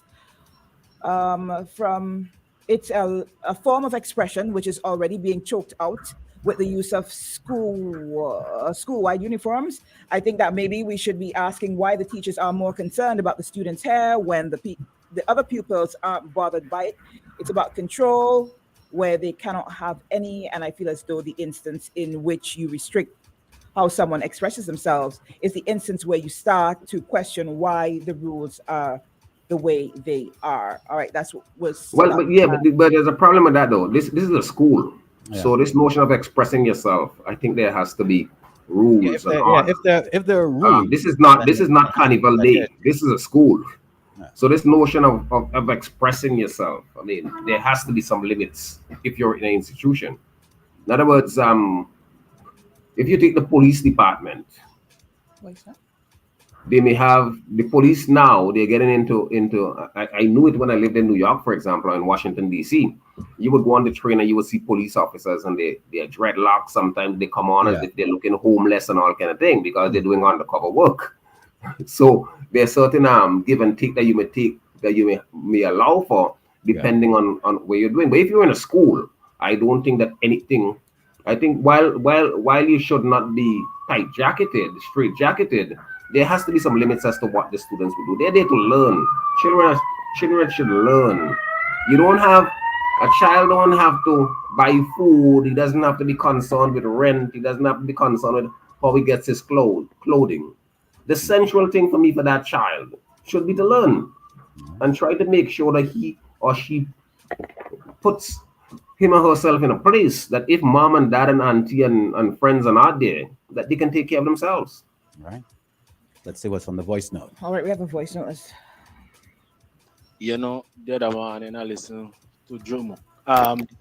Mr. Hamilton calling on Jomo's program when Jomo was on. And there was a specific topic they were talking about. Hamo calling. Start off with the topic and then run gone somewhere different else. So Jomo had to pull him back, and now this morning again. Specific topic. Charles Carlin sharing his views, you know, and he's trying to bash the man like if the man says something stupid. Look how he's so corrupt. You can't even understand sometimes what I'm talking about. Sometimes I like to listen to him and sometimes he just dry off track. Come on, Mr. Hamilton, man. Come on, do better than that. All right, I think that was from earlier up in the morning. Everybody I forget blame. Everybody. What does everybody think I'm done? True. Eat at school, everything done. You can't beat the children. Police are coming for you. So what the point raising them? What the point bringing them? You can't hit them, police are coming for you. So they must do you anything if they get in your house. You talk hard, them vex our fight. And them thing. So everybody have to blame. Everybody have to take blame. Everybody. Everybody have to take blame. All right. You can't tell me 15 they had their own way. So they could do them thing there. All right. Now, in terms of we rules are necessary. You understand? If there are no rules, then we'll have chaos. That is true. Students have to express themselves. Yes. That is true too. We need to make sure that they know how to express themselves in the appropriate manner. We also need to know when to draw the line. But what sense does it make you set rules in place? You understand? And you have some people following the rules and some don't. You enforce the rule when it suits you, except when you have a class preference. Let's put it like that. If you can't pull the cord with all, don't pull it for some. You understand? If you're gonna put rules in place, make sure everybody adhere to the rules. Don't pull up some and let the others go. Then it's pointless. And that's my opinion in regards to the whole, uniform, hair coloring and expressing and all of that. And children need to express themselves. Yes, they also need to learn how to question. We have a call. Let's take it real quick. Good morning. You'll have an OMG. Yes, good morning. Is the council still in? He is. Good morning, Council Jomo. Good morning. Morning. Two things quickly. Jill, you talk about the coloring of the hair, okay? And there were other students there who might have had similar same thing. Could you real quick, could you like turn down your stereo or No, I don't have a stereo. Okay, on. I'm getting some feedback. Okay. Yeah. And you were saying that the new principals, when you were talking with you were talking about your child specifically and not the others. Yes. Right. I think that was a bit that if there's a rule to follow about the hair, then so be it. But Exactly. if there are others, and you're dealing with one, you're supposed to deal with all. You're supposed to bring everybody to the table, Exactly. and everybody should be dealt with. That's my issue. Don't pick my own out and leave the others out and tell me they are not involved. We're talking about yours. If you're benching mine for a certain thing, then you need to bench the others also. That is breaking the rules also. Exactly. And you should. So I am sympathized there with you. That should have done. On the other topic, Mr. Thomas, when you speak about the house and the drugs and so forth, I think if I follow what you're saying, makes sense, because if you as a police officer or the police know that there's certain things in that house, what do you think is the first thing they should do?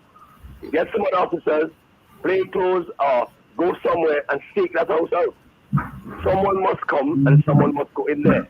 Whoever you catch or whatever you catch, whoever you catch there, they have to now tell you who is involved, who's all of that drugs, and you pressure them. If they don't want to come forth and tell, well, then they pay the penalty. Exactly. But I'll give an example, right? I'll give an example to prove that point. When the Americans were tracking Osama bin Laden, it is said that they picked up a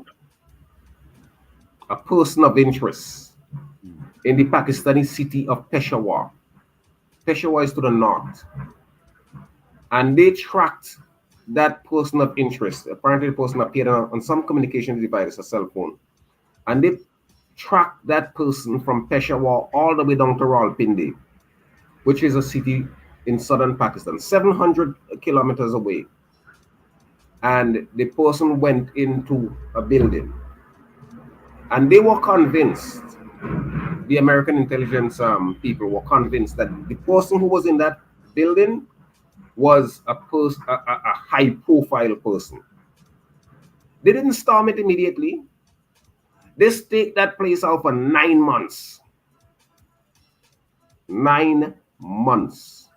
And watched the going and coming before they decided that they were going to go in.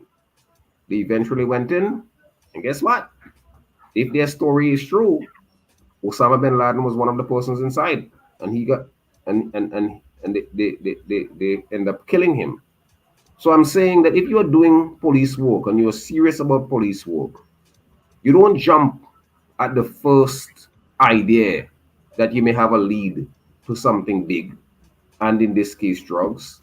You do the necessary staking, and patience is a virtue, and patience is particularly a virtue in police work, because you want to get information. But then again, we know most police institutions don't have patience, and that's why rather than cultivate leads and cultivate people who may give you information, they decide that the best way to get it is to try to beat it out of you, and then end up alienating the police from villages and towns and communities across the different wherever you might be, whether it's St. Vincent or St. Lucia or the United States.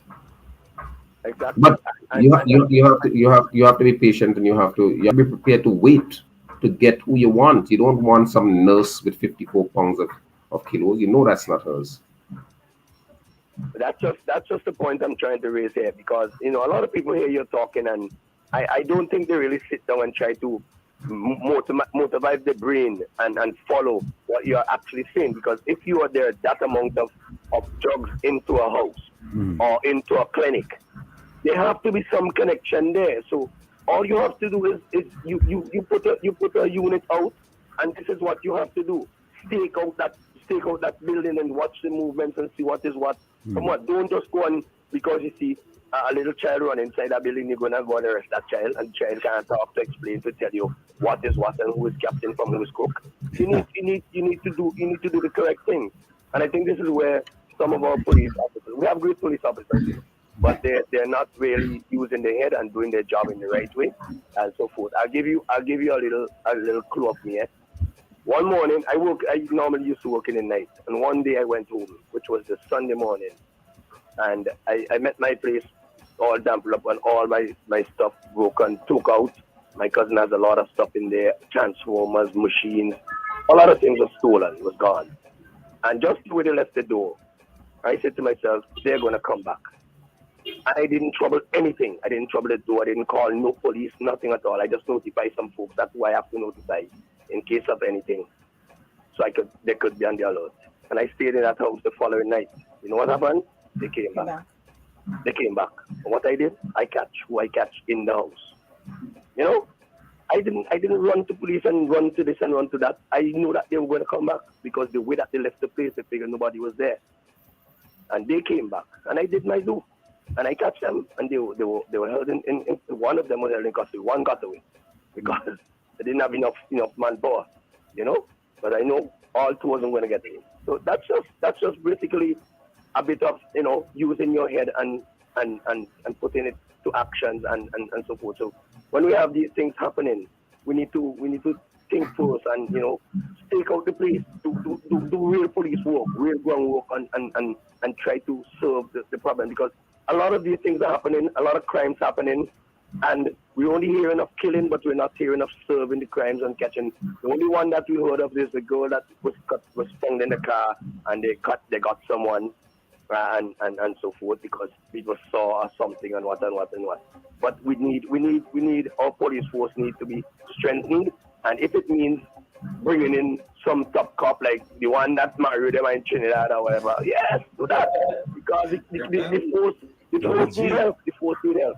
All right. All right. So Thanks you guys a lot, have a buddy. wonderful morning. You as well. Thomas, thank you. All right, thanks. I see on Facebook, someone says, that's how it is across the board, Jill, in the Vincential Society, especially when it comes to the judicial system.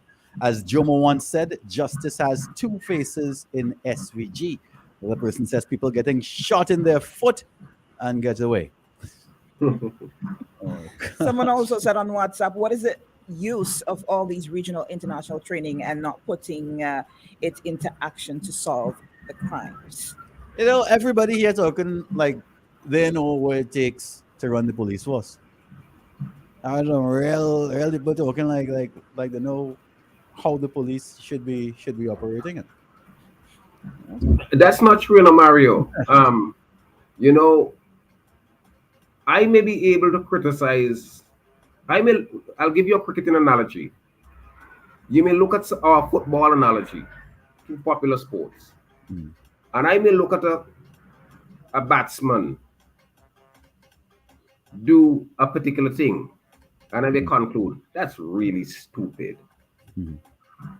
But it doesn't mean that I could go and play the game, but I have a sufficiently good understanding of the game to know that what the batsman did was silly.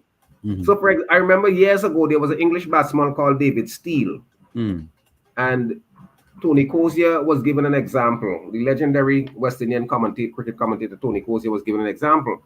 He said David Steele had a weakness for hooking. And all the fast bowler did was to come up, he bounced at David Steele. Sometimes he gets it over the boundary for a 4 or 6. But invariably, he doesn't make a lot of runs because he's going to sky it. Somebody's going to get under it and catch him out. So he said he went up to David Steele one time. He asked him, well, David, why are you always hooking? You can't hook. You're going to give away your wicket. And Steele says, oh, Tony, I am a compulsive hooker. And Tony Cozier, who ain't the greatest of batsmen, he never played for the West Indies, he says he's not a compulsive hooker, he's a compulsive fool because he's giving his wicket away. Similarly, people may give criticism or may be able to look at what's happening with the police force or in any other institution in society and make a commentary on it. But it doesn't necessarily mean that we have all the answers or that you have any answer at all. You just know that something is wrong. You may not know how to fix it. I hear you. I would love to delve more into it, but we are way past way past time. I was beginning to wonder if I'm getting an extra pop up on You did, you know. You got a little extra because Jill said we cut into your time. So all right. leave that alone. Until we meet again. Take care. Take it easy, Council. We've got Mr. Weeks coming up, but we do have some ads that we have to play. So we'll do some ads, a little bit of a little slow cassette, and then jump into Mr. Weeks. All right. This is how we do it. OMG in the morning flight, SVG 1069. We're experiencing some turbulence, but we'll come back with some more jams. Come back.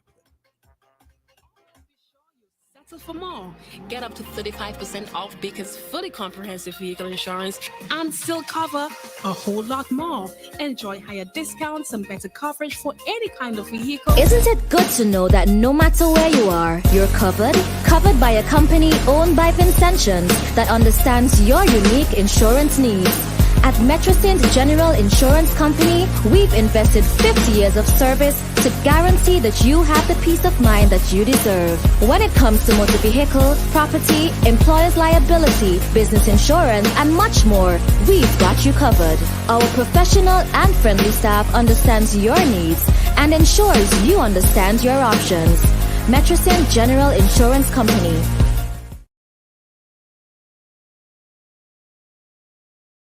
District Stairs is offering an Easter special designed to floor you. 10%. District Stairs is offering an Easter special designed to floor you. 10% off laminate, vinyl, hardwood, tiles, you name it. We've got you covered if you're looking for durability, versatility, and an array of colors, shapes, and sizes. We offer customized services from start to finish. WhatsApp District Stairs at 1289-200-7649 or check out districtstairs.com. Follow us on Facebook and Instagram for special promotions. Free shipping to SVG for April. Of us. There are no easy ways to achieve our dreams. The road is paved with determination and hard work, fueled by the love of what we do and the ones we do it for. At the St. Vincent Cooperative Bank, we share your vision to succeed. It runs generations deep. That's why we continue to take this journey with you. It's probably not what you expected from a bank, but we're not just any bank. We're the People's Bank. St. Vincent Cooperative Bank. Your penny bank, and so much more. For more information, call us at 456-1894 or visit our website today at www.svcooperative.bank.com. Isn't it good to know that no matter where you are, you're covered? Covered by a company owned by Vincentians that understands your unique insurance needs. At Metrosint General Insurance Company, we've invested 50 years of service to guarantee that you have the peace of mind that you deserve. When it comes to motor vehicle, property, employer's liability, business insurance, and much more, we've got you covered. Our professional and friendly staff understands your needs and ensures you understand your options. Metrosint General Insurance Company. Call us today at 784-456-1821 or email us at metrosint@fintoserve.com. General Hardware still has the best prices on steel, lumber, and plywood. So go on, compare prices. And if by chance you find a better price, no stress. Just talk to the General and they will beat that price plus give you special priority delivery. Yes, General Hardware offers free island-wide delivery on most purchases. So you never have to worry about getting your goods on site on time. Plus, shopping at General Hardware is a pleasant experience with friendly, knowledgeable staff always ready to serve. What more could you wish for, huh? So come to General Hardware for proper service, lowest prices, free delivery, and see why nobody beats the General. Nobody. Hello! Well, they done as a boy Casper G on flight 169. Boom, soca team. Don't play with it.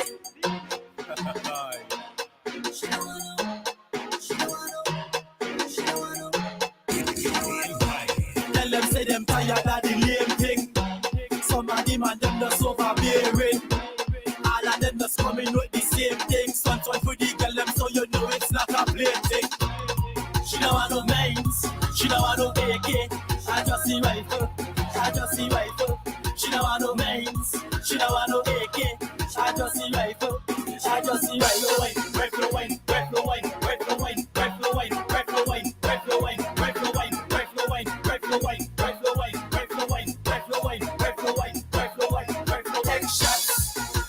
shots, yo. Take shots. Take shots, yo. Take shots. Take shots, yo. Take shots. Take shots. Time to connect with the most loved man on radio. Sir Lancelot is in the building. After the rifle wine, buddy. Good morning, good morning, good morning. All of you were just coming through. The most loved man on radio. Yeah, he should be calling us. They're in just waiting a your little bit. call. In the meantime, Oh yeah, that was the something rifle else. wine. I still don't understand how that song trending. Huh? The rifle wine. Someone on Facebook says, when the PM inject himself in police work and the commissioner is a yes, Prime Minister, man, then the real crimes can't be solved. All right, we have Mr. Weeks on the line. I don't know all this. Good morning. Good morning to you, Mr. Weeks. Good morning. Morning, Mr. Weeks. I'm Mario. How are you, my friend? I'm so good. I'm good, thank you. Good to hear. You know, we've got Mrs. Cruikshank with us this morning. Just a bit taken up, but a few things done. Mm-hmm. Hi, Jillian Cruikshank. Good morning to you, Mr. Weeks. How are you doing? I am fine, thank you. And yourself? I am good. I see the school stressing you out.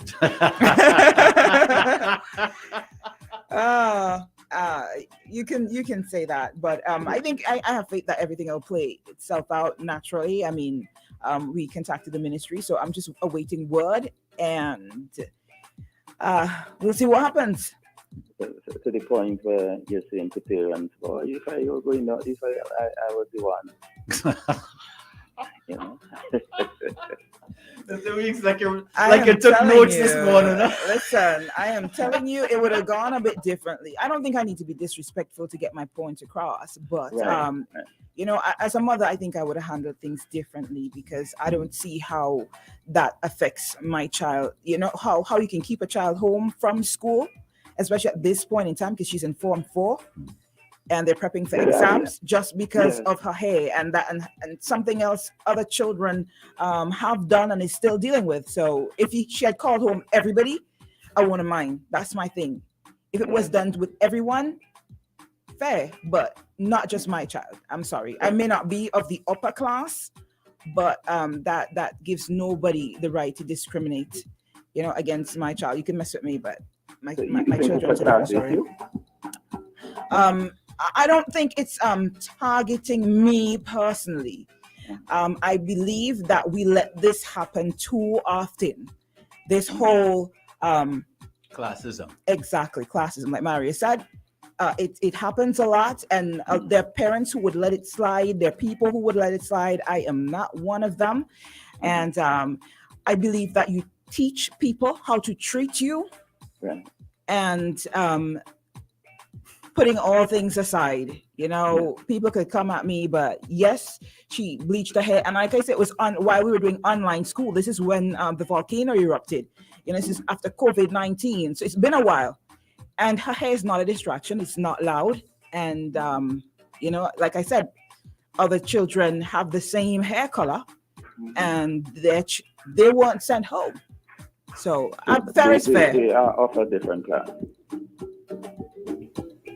Are you asking me? Are they of a different class, you think? Yes. I happen to know a few of them. I did my investigation. I'm not coming here with assumptions. I spoke to my daughter and I know a few of them. And yes. Okay. And when I say class, I don't mean... Forms, I know. Forms. I know you don't mean that. Social class. Yes. I know you don't mean that. Yeah. All right. I understand mothers deal with things differently. To fathers, male versus female. Yeah. But I always thought that mothers were the patient ones and who would. I guess you weren't advocating. I'm sure you weren't advocating or you weren't suggesting you to slap her or box her to make sure that she understands your point. No. That's not what you were saying. No, of course not. Why would you make that assumption? No, I said, Jill. Did you hear me say I'm sure that's not what you advocated? Yes. I just wanted to clarify that to your listeners, that Jill is not a violent person. That I am so not. Right. Shady, how are you doing, man?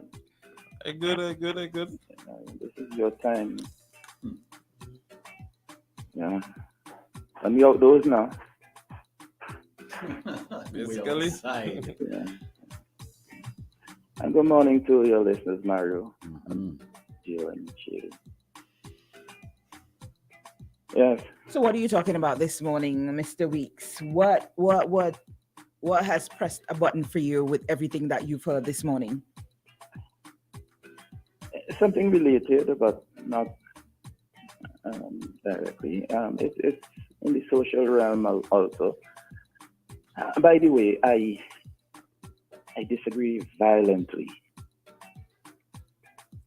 strongly, with those who pin crime and that kind of behavior to poverty.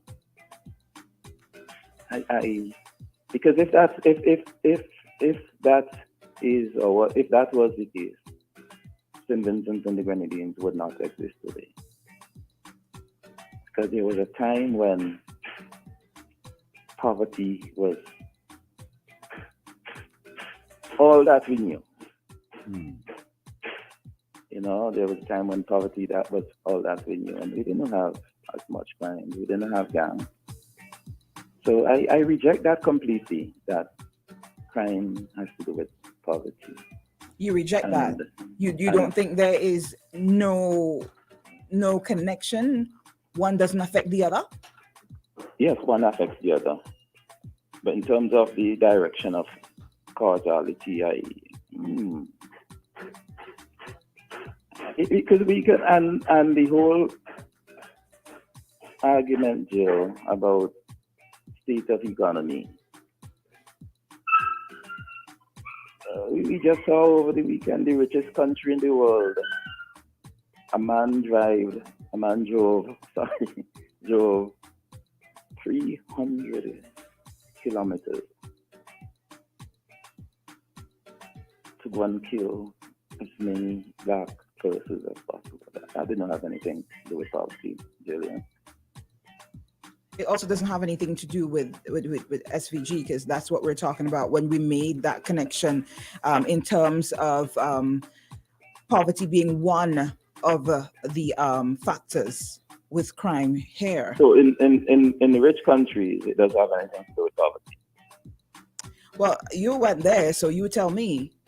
I'm simply saying, right? I can't speak for the rich countries. I can speak for St. Vincent because I live here, and we see that when people get desperate, there's nothing that they won't do. Look at how many unemployed students we have coming out of schools that can't get jobs. You know, there are people who probably dropped out of school due to poverty. I was simply making a connection there. I'm not saying that's the only reason why we have this increase in crime. I'm just saying there's a connection and it plays a factor. Jillian, there are many jobs that are available that persons can find persons to employ. There's the issue of skill match, matching the skills and the training and the experience to fit the job. And two, there's the issue of attitude. There's some persons who will tell you, I'm now working for $50 a day. You think that happens? Could you repeat that, please? There's persons who will tell you that they will not work for $50 a day. I think, Mr. Weeks, that there are those who know their worth, and there are those who have no choice but to accept what they can get.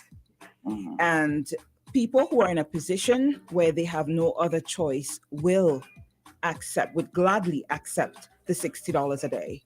But there are those who know they have a certain amount of subjects, they know their qualifications, they know what they can do, they know they have better options, and they won't take it.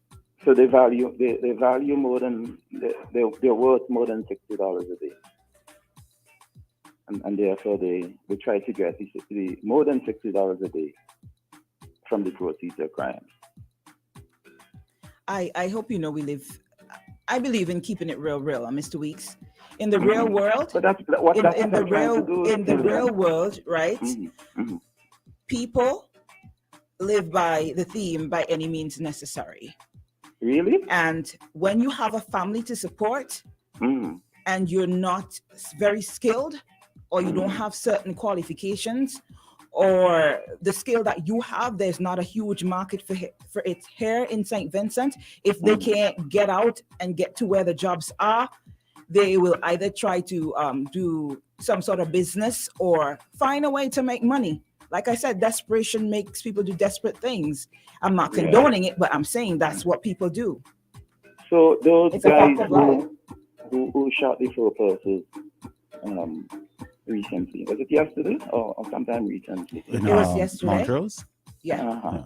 You think they had families? You think it's because they had families to support why they got into that? I cannot make that assumption. I don't have any kind of facts even to who these men are, their upbringing, so I cannot. Okay. I wouldn't make any assumptions on that. So we don't know if it's desperation. No, and I never said it was, though. I'm simply saying that plays a part in people committing crimes. I'm not saying it's the only factor or it's the only reason. Okay. So, USA is very far from us. Maybe we can look closer. You want to choose Barbados or Trinidad? It's up to you. The floor is yours, you know. Okay, all right. You don't want to have this conversation, Joe. So I'll go. Why did you say that? Okay, you know what? Get back on track to what you were talking about. This is not about me. Go ahead. No. I think it's an important conversation we were having. But We are. I noted your change in mood. So My mood. Yes. Mr. Weeks, I really believe that everybody have their own opinions, and I always respect that. We're not always going to agree. You know, as long as we're respectful to each other, I would listen to you. I would not. Yeah. Okay. We can agree to disagree. That's not an issue for me. Yes. So, Julian, Maria, I want to talk about aging in St. Vincent. About what, sorry? Aging. Okay. Yes, aging. Yes. And I want to go back a bit in our history, and for us to, I am not strictly talking about the physical aging, even that's important as well. But I'm looking at it, the number of things that have taken place around me. So I hope it's not affecting the broadcast too badly. If that's the case, I may have and change the environment I'm in at this point. So if it's affecting the broadcast too badly, let me know, please. Yeah. Actually, the music is kind of loud though, with all that's happening around me. I don't know if your listeners will see anything that I said. All right. Well, just turn it down there. Yes. If I go back a bit, and I tend to do that, maybe a little too often. And I remember the days when I was growing up. You had quite a lot of extended family.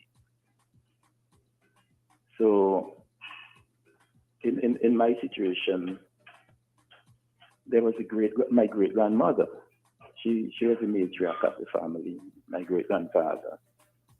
And I didn't directly live in that household, but I was very close to the household. I spent a lot of time there. And I noted you had children, grandchildren, and even great-grandchildren. And so the older folks in the family, they always had company.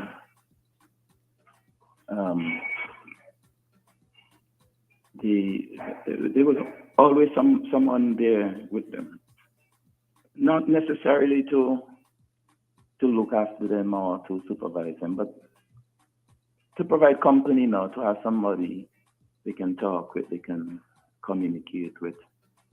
And I think in looking back, that gave them a sense of peace, a sense of belonging, and assisted greatly in the quality of life in their latter days. These are persons who worked hard in their younger days because for the most part, they didn't have any office jobs. They weren't nurses, they weren't teachers. And so their job, their occupation was generally hard work, mainly agriculture, working the land, caring the crops, the animals, and harvesting. Even telling at that time was difficult.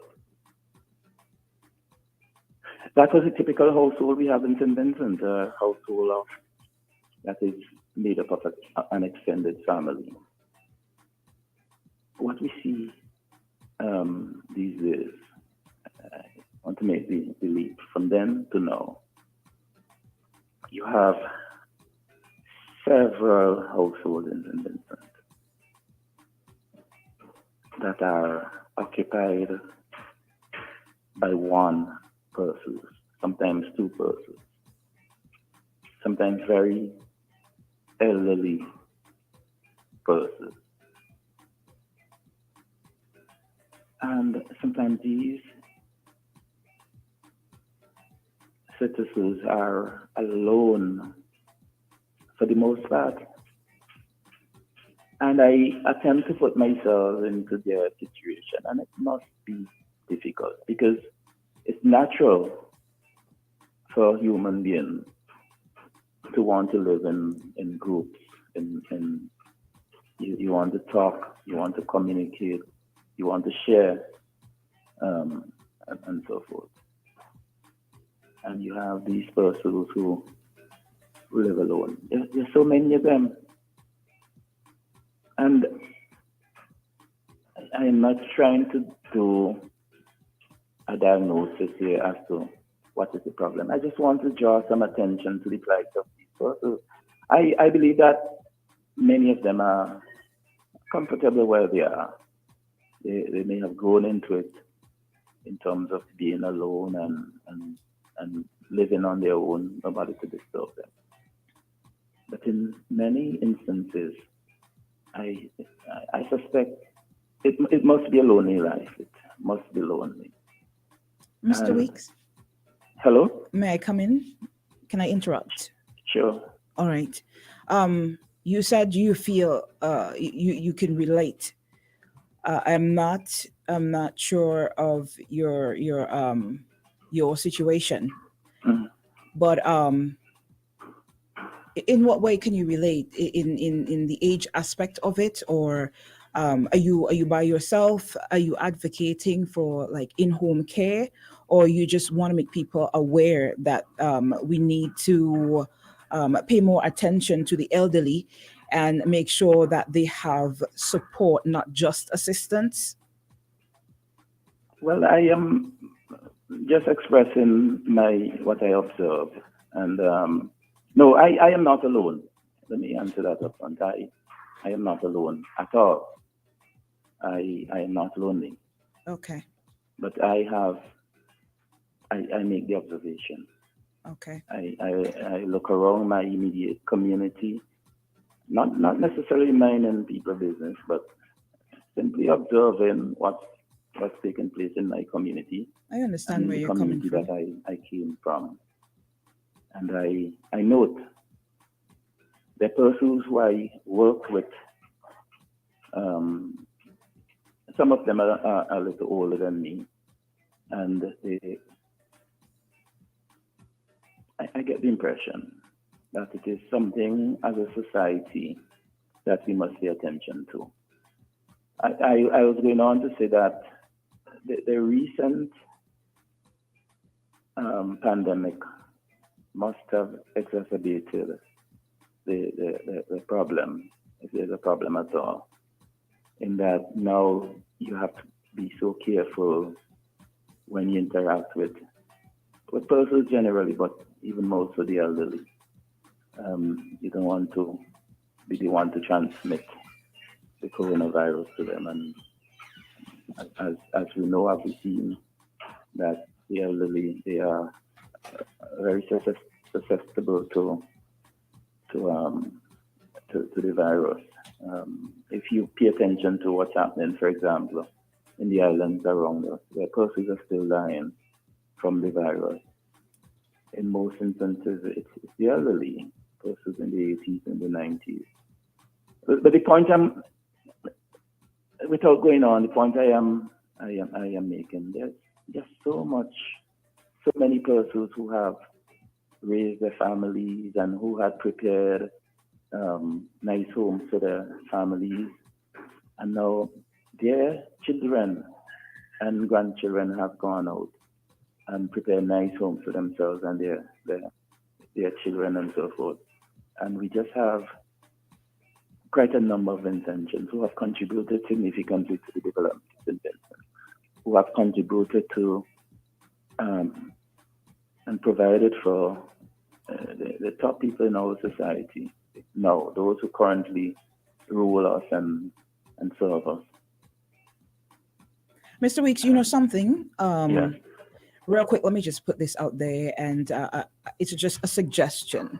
You know, with the background that you have and the connections that you say you have, I think this is a great initiative that you can help put in place, where we create something where the elderly, especially those that can't afford the help or the companionship of those who have no one that need to be checked in on, where we start a program where nurses or I don't want to say nurses alone or nurses assistants could volunteer their time, you know, and check in on whether it be a weekly or monthly basis on the elderly. You think that's something that would help this situation, or we just need to come together as a community and remember to reach out to our elderly? Right. Okay. So before I respond to your last question, the linkages that you said I am not sure that I said that at any point in time. But not to be detained by that though. I am hoping that the community, not necessarily persons who are paid to do it, but I'm hoping that the community, the children and grandchildren and so forth, it is something that they would take into consideration. Okay. But I wasn't trying to you know, get at you with what I said, but you have connections, and I am sure along the all right, you work with certain people, and I'm sure along the way you have made connections, and I just think those are good ways to, especially since it's something that you spoke on. It's a good way to, you know, use those connections and try and make something happen, because it's not that you're not wrong. There's a lot of elderly people out there who are overlooked. You know, a lot of people have, a lot of these elderly, they either have people overseas or in various Grenadine islands or Caribbean islands, and they don't take the time to check in on them. So health issues would pass through the cracks and stuff would happen. So it's a good initiative, and I think that's a positive way that you can, you know, give back, if you know what I mean. Okay, Joe. Thanks for the confidence, but I think raising it here that I know the authorities have put things in place to deal with some of the problems, but I don't think that is sufficient. I don't think that those are the solution to the problem of loneliness. The help, for example, the home care True, for the elderly. but you know one thing, you know, a penny and a penny adds up. But I hear what you're saying. Very true. Continue. There's the home care for the elderly. There's the golden age centers. So the Ministry of Social Development, they have tried. They are trying. And they probably can do more, but I think it's a problem that has to be dealt with at the family level, community level.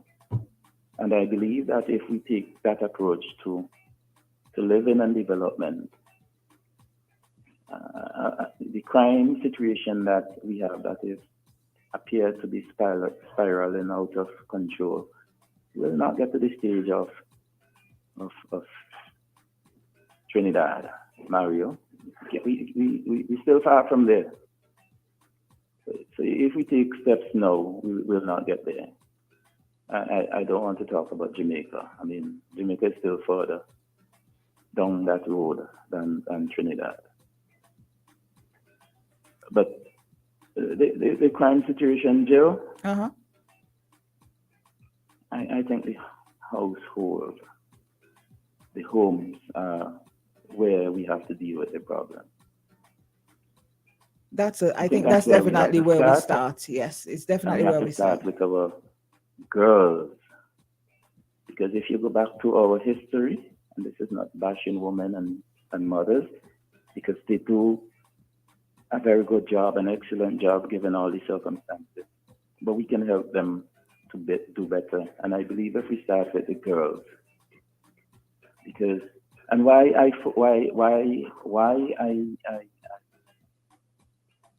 attempt to put some attention to dealing with the girls is because for the most part, females are the ones who raise the children, and they're the ones who have the best opportunity to ensure. That is true, but let me just add in something real quick. Let me ask you a question, right? Aren't we already focusing on the girls? Could it be that the problem is we're not focusing enough on our boys?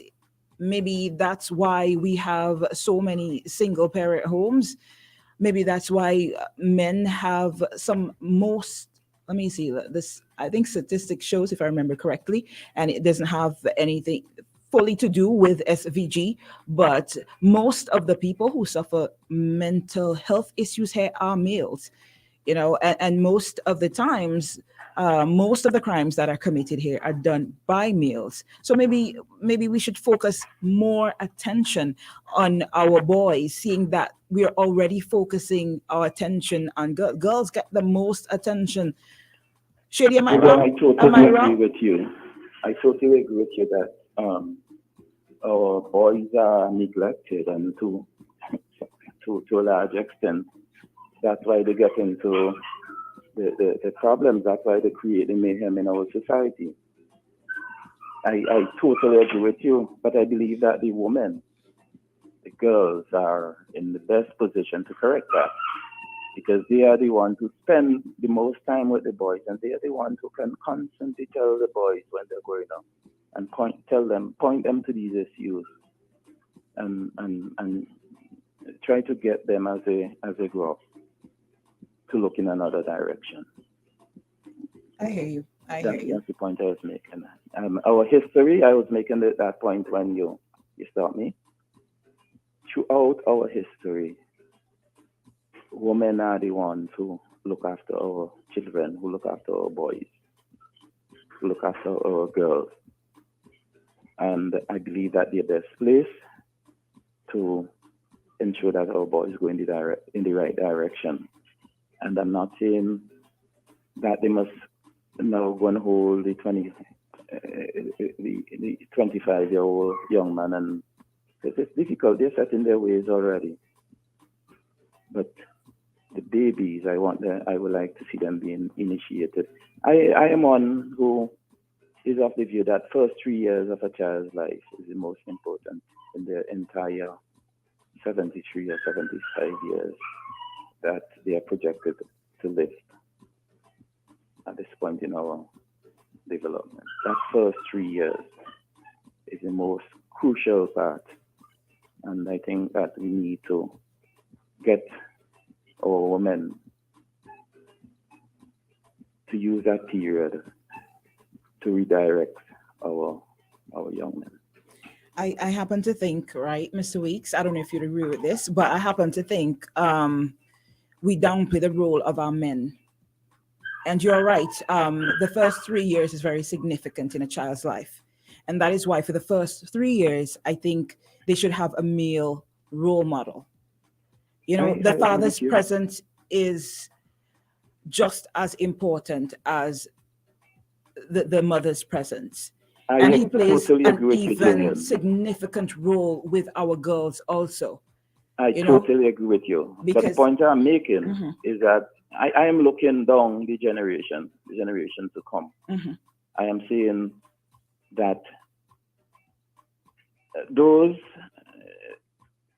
who are coming, we ought to focus on them and try to get them to do better, not to neglect their children in the way that those of us who are here now are doing.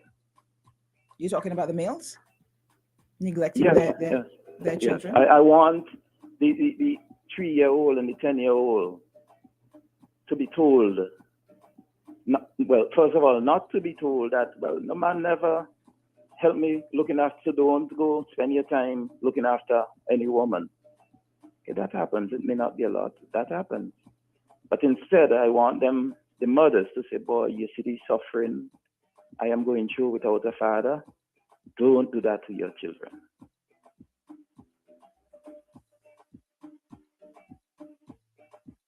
That's what I'm trying to achieve.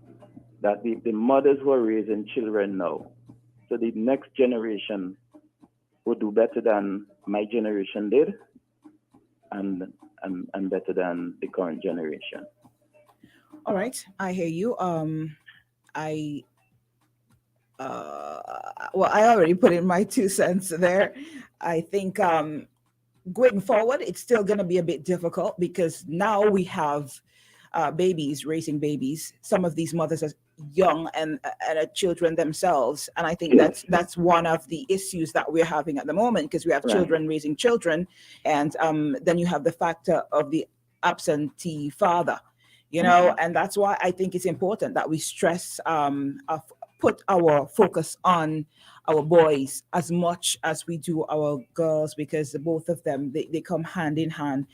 I don't think it is mostly the mother's role, or she would her hand would guide better a girl or a boy. I think they both play significant roles. So that's my 2 cents on that. They ought to play a significant role, but they ought to play, both gender ought to play a significant role, but it seems, at least it seems as the society feels, and maybe it is correct, that the males are not paying sufficient, playing the role that they ought to play. And therefore, I am advocating that those who are coming, the young ones who are coming up, we need to teach them not to make the same mistakes that those before them made. Very true. Very true. That's what I'm advocating. Okay. Pay some attention to the 5-year-old and 10-year-old, and instill in them that they must not neglect their children as their father did to them. Mr. Weeks, if that's all, thank you so much. Do you have anything to have? Okay. You are so welcome. And this was good today. Yeah? All right, thank you. Enjoy your day. You too. All right.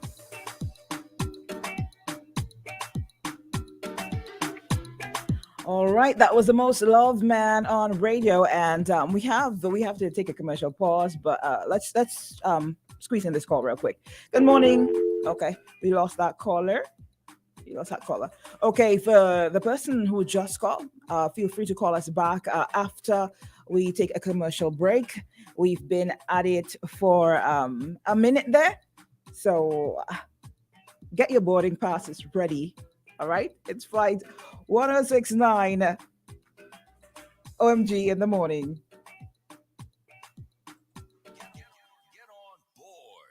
Boom Soca Team on flight 106. Isn't it good to know that no matter where you are, you're covered? Covered by a company owned by Vincentians that understands your unique insurance needs.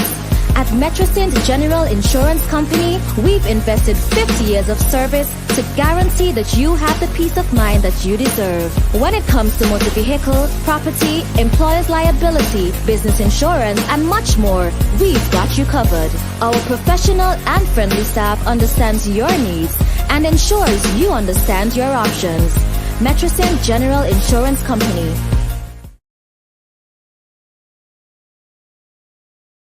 Grateful, Omani, years of ragga and soca. Make your way to the Sunset Shores Beach Hotel for a night of live performances from MOrninG and special guests Luta, Fire Empress, Manzar, Keto, Chanel Mackenzie, Johnny Rebel, and more. All backed by the high-profile band and the musical ensemble. So come out and celebrate at Grateful MOrninG. 20 years of ragga and soca. District Stairs is offering an Easter special designed to floor you. 10% off laminate, vinyl, hardwood, tiles, you name it. We've got you covered if you're looking for durability, versatility, and an array of colors, shapes, and sizes. We offer customized services from start to finish. WhatsApp District Stairs at 1289-200-7649 or check out districtstairs.com. Follow us on Facebook and Instagram for special promotions. Free shipping to SVG for April.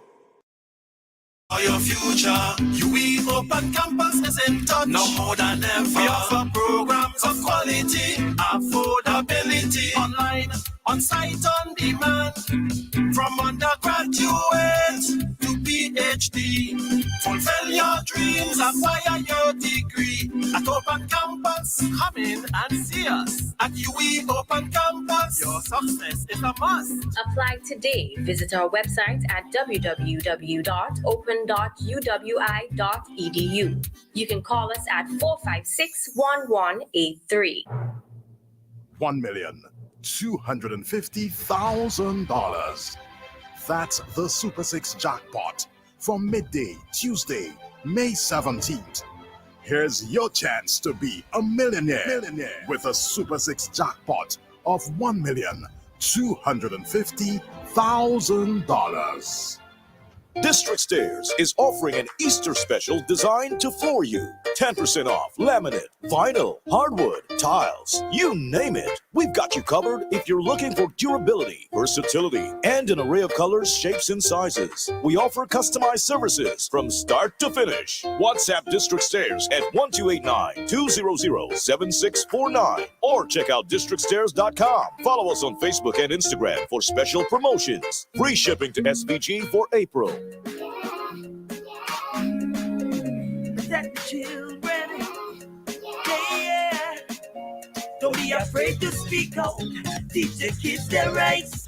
Physical and sexual abuse must stop. Join me in this fight now. I want you to see suspect side among friends and families. See suspect side in the schools and communities.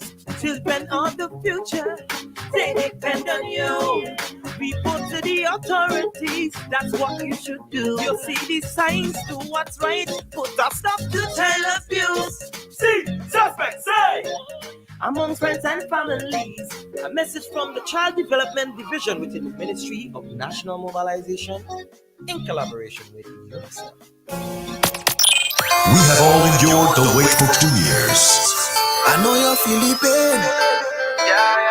Now, our time is here for the masquerade, the sweet sounds of steel, a showcase of Kaiso and energy like no other at Soca Monarch.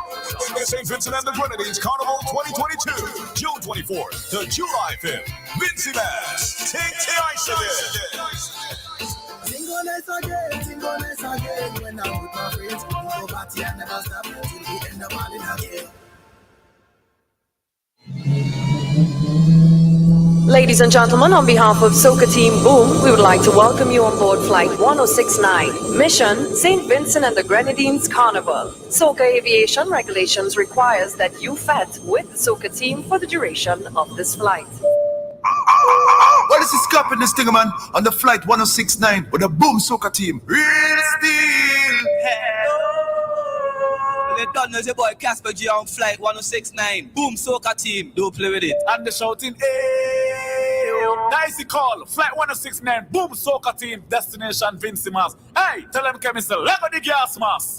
Once again, welcome on board and enjoy Flight 1069 with the Boom Soca Team.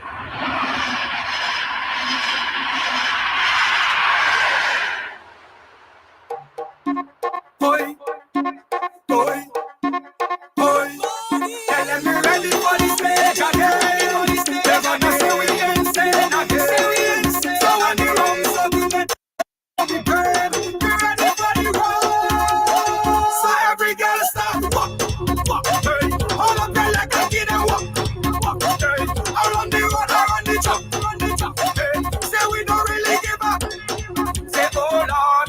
me head gone. Oh Lord, tell them we head gone. Oh, tell Babylon to keep down. Oh Lord, when they tell them carry on. Every girl, put my shoulder and hold that bumper.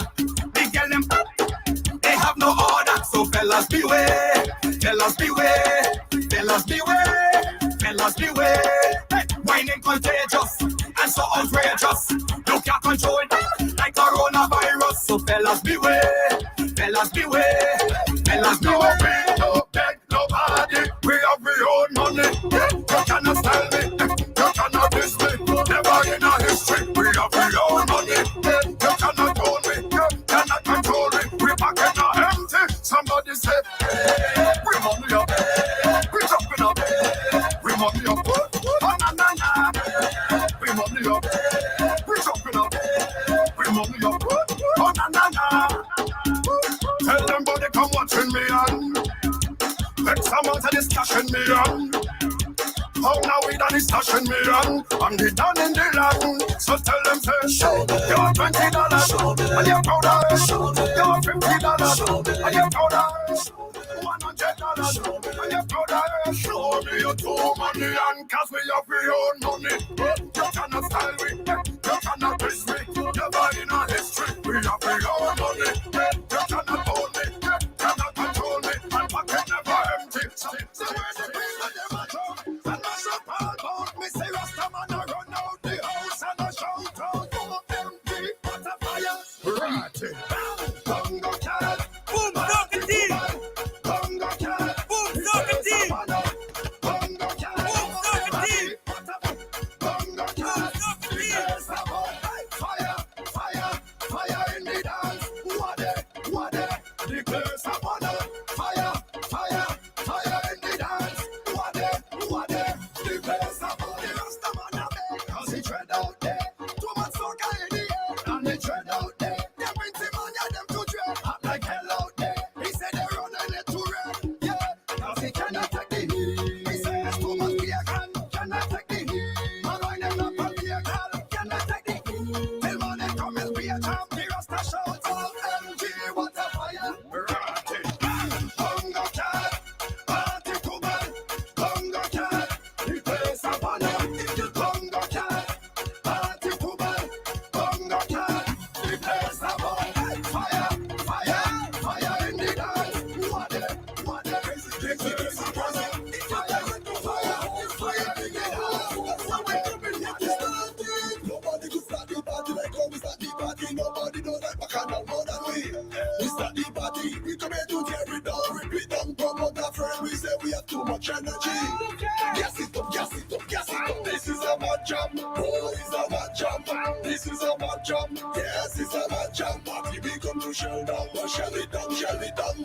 This is a bad jam. Oh, it's a bad jam. We don't jump on the day, jump on the day, jump on the day, jump on the day, jump on the day, jump on the day, jump on the day, jump on the day. Ruby.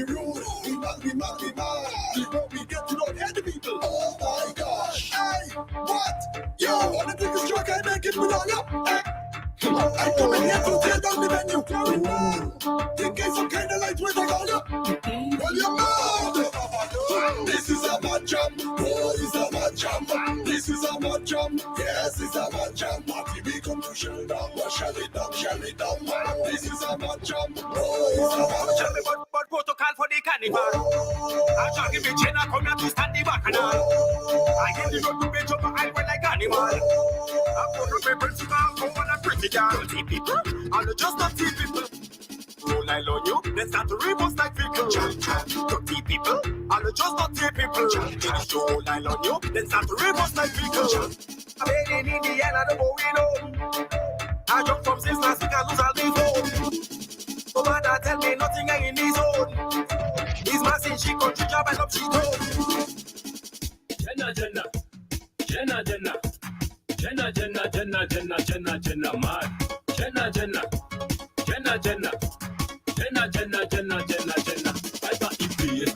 I got it place govern. Do what you want. I got it place govern. Do what you want. I got it place govern. Do what you want. I got the place go fun. I got the place go fun. Do what you want. Do what you want. Say none of them can hold I down. They try fight I down. They want to take my song. Boy, when them ready for me, tell them come. Now you can have back down. I will defend my ground. Boy, them say mash up the place. Now we don't start. If them say we down the gate. Now we don't start. If them say get in a band. Now we don't start. And every woman to a man. Now we don't start. Boy, I got the place go fun. I got the place go fun. Do what you want. Do what you want. I got the place go fun. I got the place go fun. Do what you want. Do what you want. Boom soccer team. Okay. Boom soccer team. You know we there. Boom soccer team. Are you ready? Boom soccer team. Boom soccer team. Boom soccer team. Boom soccer team. Bring the round. Bring the round. Boom soccer team. Don't you want to know? You know we're here. Box it. Place it over. One place it over. The place it over. One place it over. The place it over. One place it over. The place it over. One place it over. That show Shangham always up in your class, yeah. And with some busy people love to play mass, yeah. And a lot of people didn't play the mass, yeah. Hold on. I drink the rum and I get them bad. Shang rum in a camel bag. Nobody can stop me. Nobody can stop me now. A lot of them say they run the place. A lot of them is a forward now. Nobody can stop me. Nobody can stop me now. Them a finna take over world. Call them in the young general. Nobody can stop me. Nobody can stop me now. Sing song for the carnival. Sing song for the party hard. Nobody can stop me. Nobody can stop me. The place still over. One place still over. The place still over. One place still over. The place still over. One place still over. The place still over. One place still over. What the rock on them day? What the rock on them day? What we say? We get it up for the last lap right there. Okay. This is Flight 1069, Destination Vincy Maps with the Boom Soca team. That's definitely where we head into.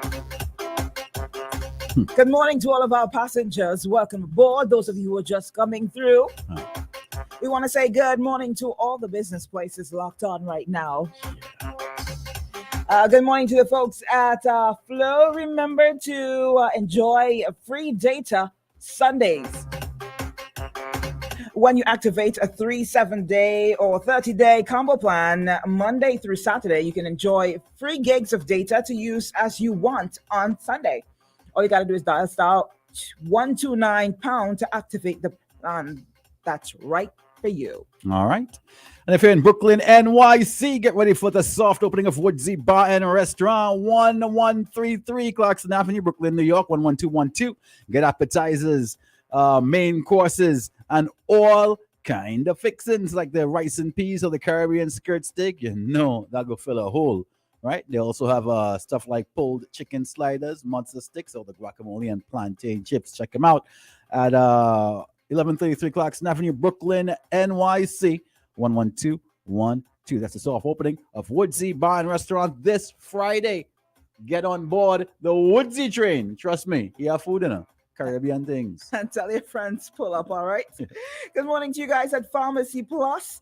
Remember to check them out today. You can get your personal care, your hair care, your prescription, your dental, your over-the-counter and medical supplies at affordable prices at Pharmacy Plus. They're located on Egmont Street opposite Home Collection. And they're open from Monday to Friday, 8 a.m. to 5 p.m. and on Saturdays, 8 a.m. to 2 p.m. So check them out, Pharmacy Plus, for supreme care and more. And if you're thirsty and you want to drink a plum rose, then Island Sips Plum Rose Sparkling Water is the thing for you. Grab a bottle of the new Island Sips Plum Rose Water. Taste the plum rose. That sounds dirty. Taste the plum rose. Only you. Only you. It tastes real good. It's good stuff. It's good stuff. Caribbean fruit flavor, refreshing goodness beyond water. Island Sips Plum Rose Sparkling Water. Ask for it at your favorite supermarket, restaurant, or neighborhood grocery. Island Sips Plum Rose Sparkling Water beyond water. Definitely. And it definitely, I think they hit the nail on the head with the flavor. They really got it. Yeah. You know, sometimes you do a drink and you can taste the artificialness in the flavor. Yeah. That's not the case. Even It it even tastes real. smells No, like yeah, it's Plumrose. good I stuff, think they got good it stuff. real. It was on point for real. Yeah, Definitely so. try it. Let me see. Let's get in on those comments. No, Bert.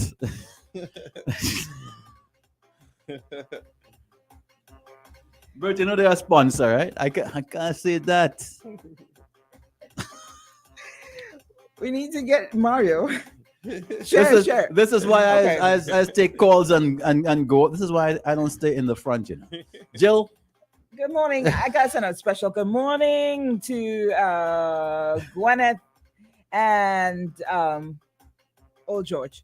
Gwyneth is in Montreal. I could eat some Montreal smoked meat right now. Oh gosh, it tastes good. That's good for you. I'm trying to lay off the meat. We got a call. You're trying to lay off the meat? Yeah. Eat the meat, girl. Good morning, you're live. We miss it. Eat the meat. Listen, let's sign a petition.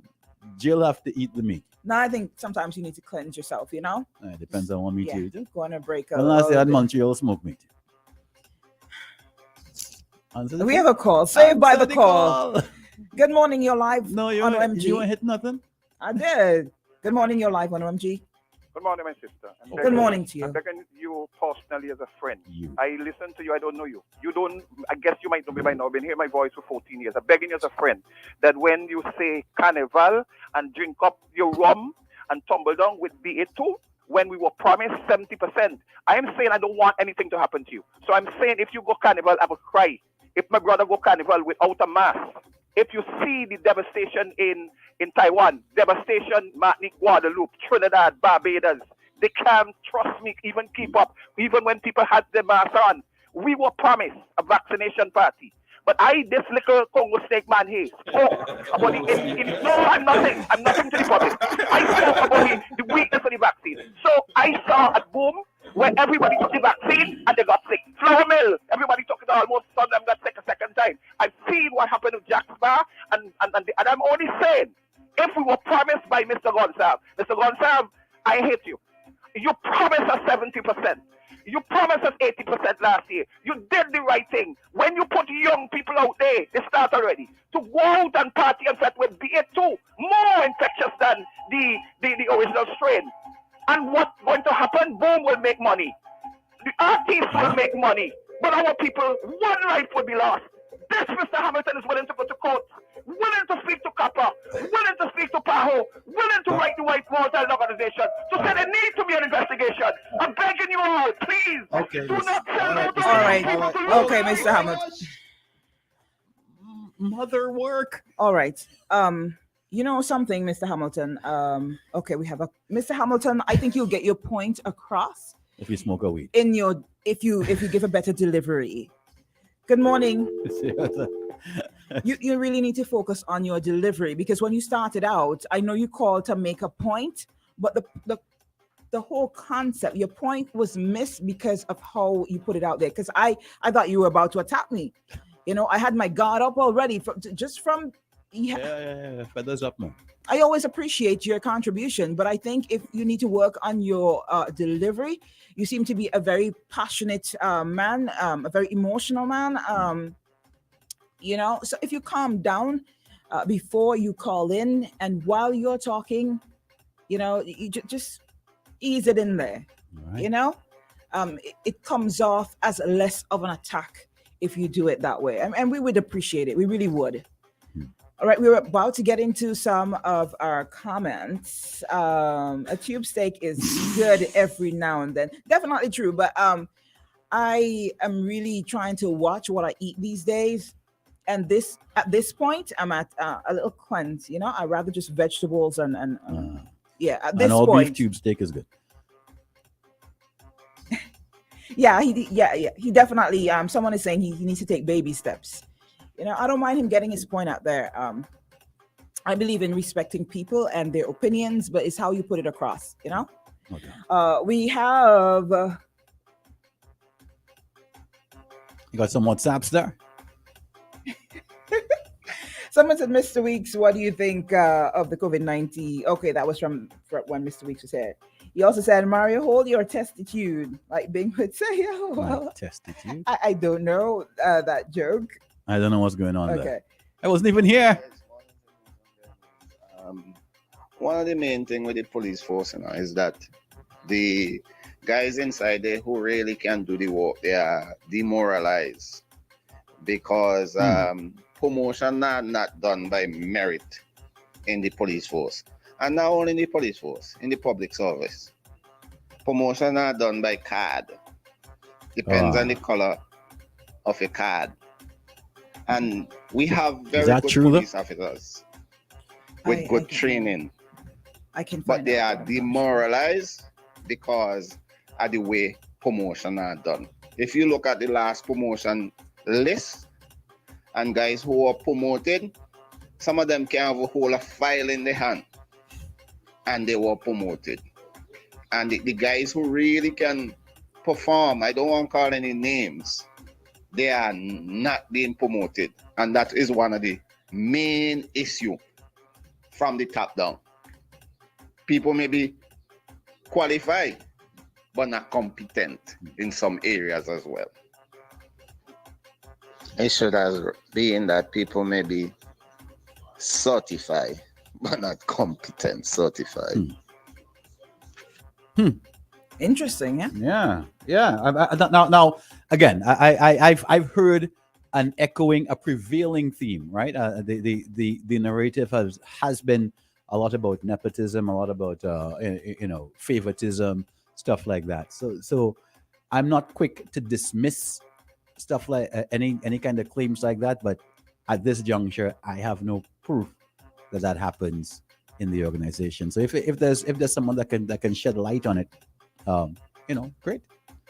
We could always explore that.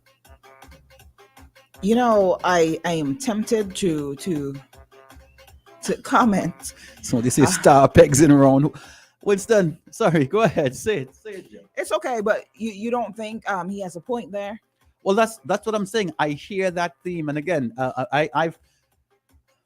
I know folks say, Mario, you need to wise up, or you need to see this or say that. But I am absorbing it all because I'm still relatively new here. I'm just like 2-3 years here. Okay. I haven't been here for that long. So all I can do is listen, observe, and make my points based on my observation, right? But I cannot dismiss what the prevailing theme is that I hear. And if I hear it a lot, then there must be some kind of merit to it. All right, we have a caller. Good morning to you, caller. Good morning. I just wanna. Hey, Max. Morning. Good morning. I don't know your voice. Jillian, It's Jillian. Jillian Cruikshank. Jill. Yeah. Jillian, your voice is very refreshing and your delivery is very Vincentian with a swag. I just want to put that Nice. Thank you. I appreciate love it. Thank There you. you I love go. it. But I just want to Say that again? comment, I just want to reflect with the comment with the person say that people are getting promoted because of who they know and not what they know. That is the foundation of every problem in St. Vincent and the Grenadines. And a lot of us ignore these things until it reach our doorstep. And when it reach our doorstep, we ball. I agree. When Max was talking about certain things in St. Vincent that affect St. Vincent, a lot of people say fighting down St. Vincent. So guess what? Criticism is out of love. If my daughter not doing something properly, I criticize her because I want her to do better next time because I love her. And somewhere along the line, I ain't going to put it in a political timeline, but I started to pay attention to politics after United Labour Party was in office, so that's the only people I could criticize. So for the past 20 years, not saying NDP didn't sabotage St. Vincent before my time. I was a child. I was being a child at that point. I wasn't paying attention to that. So people saying this and saying that it is what it is. When ULP is supposed to do certain things, when ULP was a child, you guys were talking about disciplining a child. When ULP was a child, we never disciplined ULP as far as accountability is concerned. Now ULP is a 20-year-old big hardback man. I expect ULP to listen to all in our parents. We are the parents of ULP. And a lot of us, like I said, we ignore a lot of things, and the first step to solving a problem is acknowledging the problem. True. I'm going to say that again for the people them who not listening to understand, because a lot of us like to listen to respond, we don't like to listen to understand. And I say that all the time. I'm not pointing any, Mhm. I'm not pointing any finger, but I'm saying it again. The first step to solve a problem is to acknowledge the problem, and then we could critique and we could dialogue and see how we're going to solve the problem civilly. So now, going back now to square pegs in round holes. These things have been going on in St. Vincent for years. Look, Caribbean, the cruise ship came there, Royal Caribbean came, and we had a long line of people. Do you guys know that some people who are gainfully employed in the public sector was on that line trying to leave St. Vincent and Grenadines? I wouldn't doubt you. I wouldn't doubt you.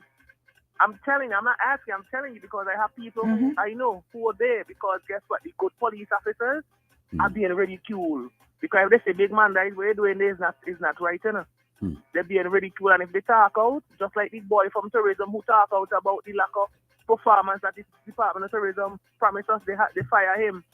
Luckily, the boy is an entrepreneur at heart, because average intention in his situation would have going to depression. And I don't know, but depression does lead to a bunch of foolishness, and then when the person gone now, we say, oh, all right, we love the person today.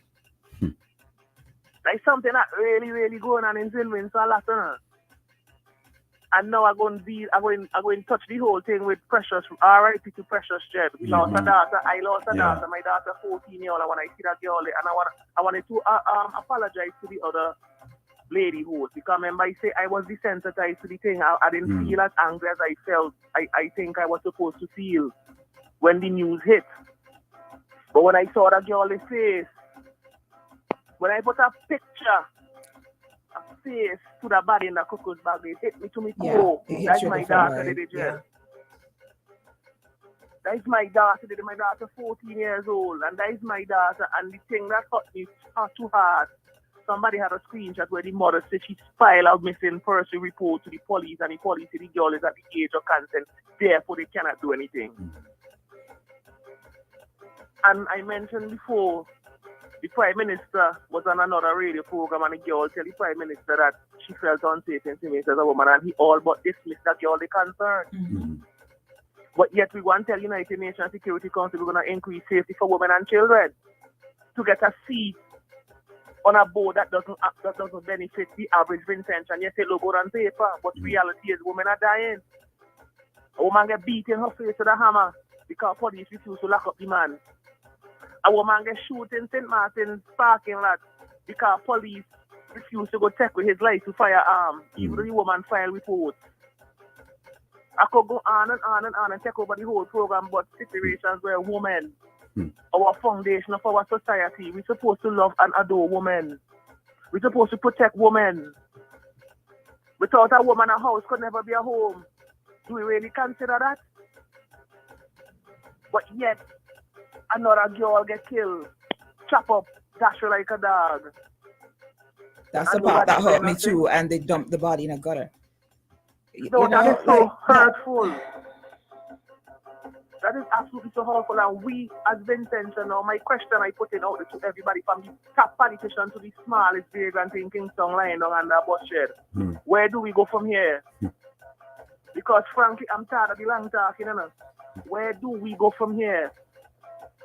Because we're going to talk about this, and next week it's going to be another one. Where do we go from here? When people criticize St. Vincent, it's because we want a better for St. Vincent. It's not because we're fighting down nobody. Because I'm longing for the day when my daughter could take her friends in there to St. Vincent and go on the mango tree and my grandfather plant and take the mango there. And I should be in America and feel comfortable and not worry about nobody getting my daughter and if we come down there be something stupid. That is what I yearn for in my heart of hearts. But can I do that now in St. Vincent? Unfortunately, I won't feel comfortable without somebody who I trust. And who do I trust? Nobody. With my daughter. But anyway, continue doing what you do. We have to continue blaze fire upon the things in them. That needs to be addressed. But we have work to do. We have a lot of work to do. And even Vincent have to look themselves in the mirror and ask themselves, what can we do to make St. Vincent that we want. And you think that's the start of what we need to do? That's absolutely the start, because a lot of us are programmed to point fingers, and a lot of us don't like to own up to the fact that I'm wrong. I'm very few the callers who go call on the radio station and say I was wrong. I'm very few the callers who go call and say, Max, what I was wrong, I stand corrected. I apologize. And we have to listen to Michael Jackson, looking him man in the mirror. Because, like I said, we always want to blame somebody for our reality.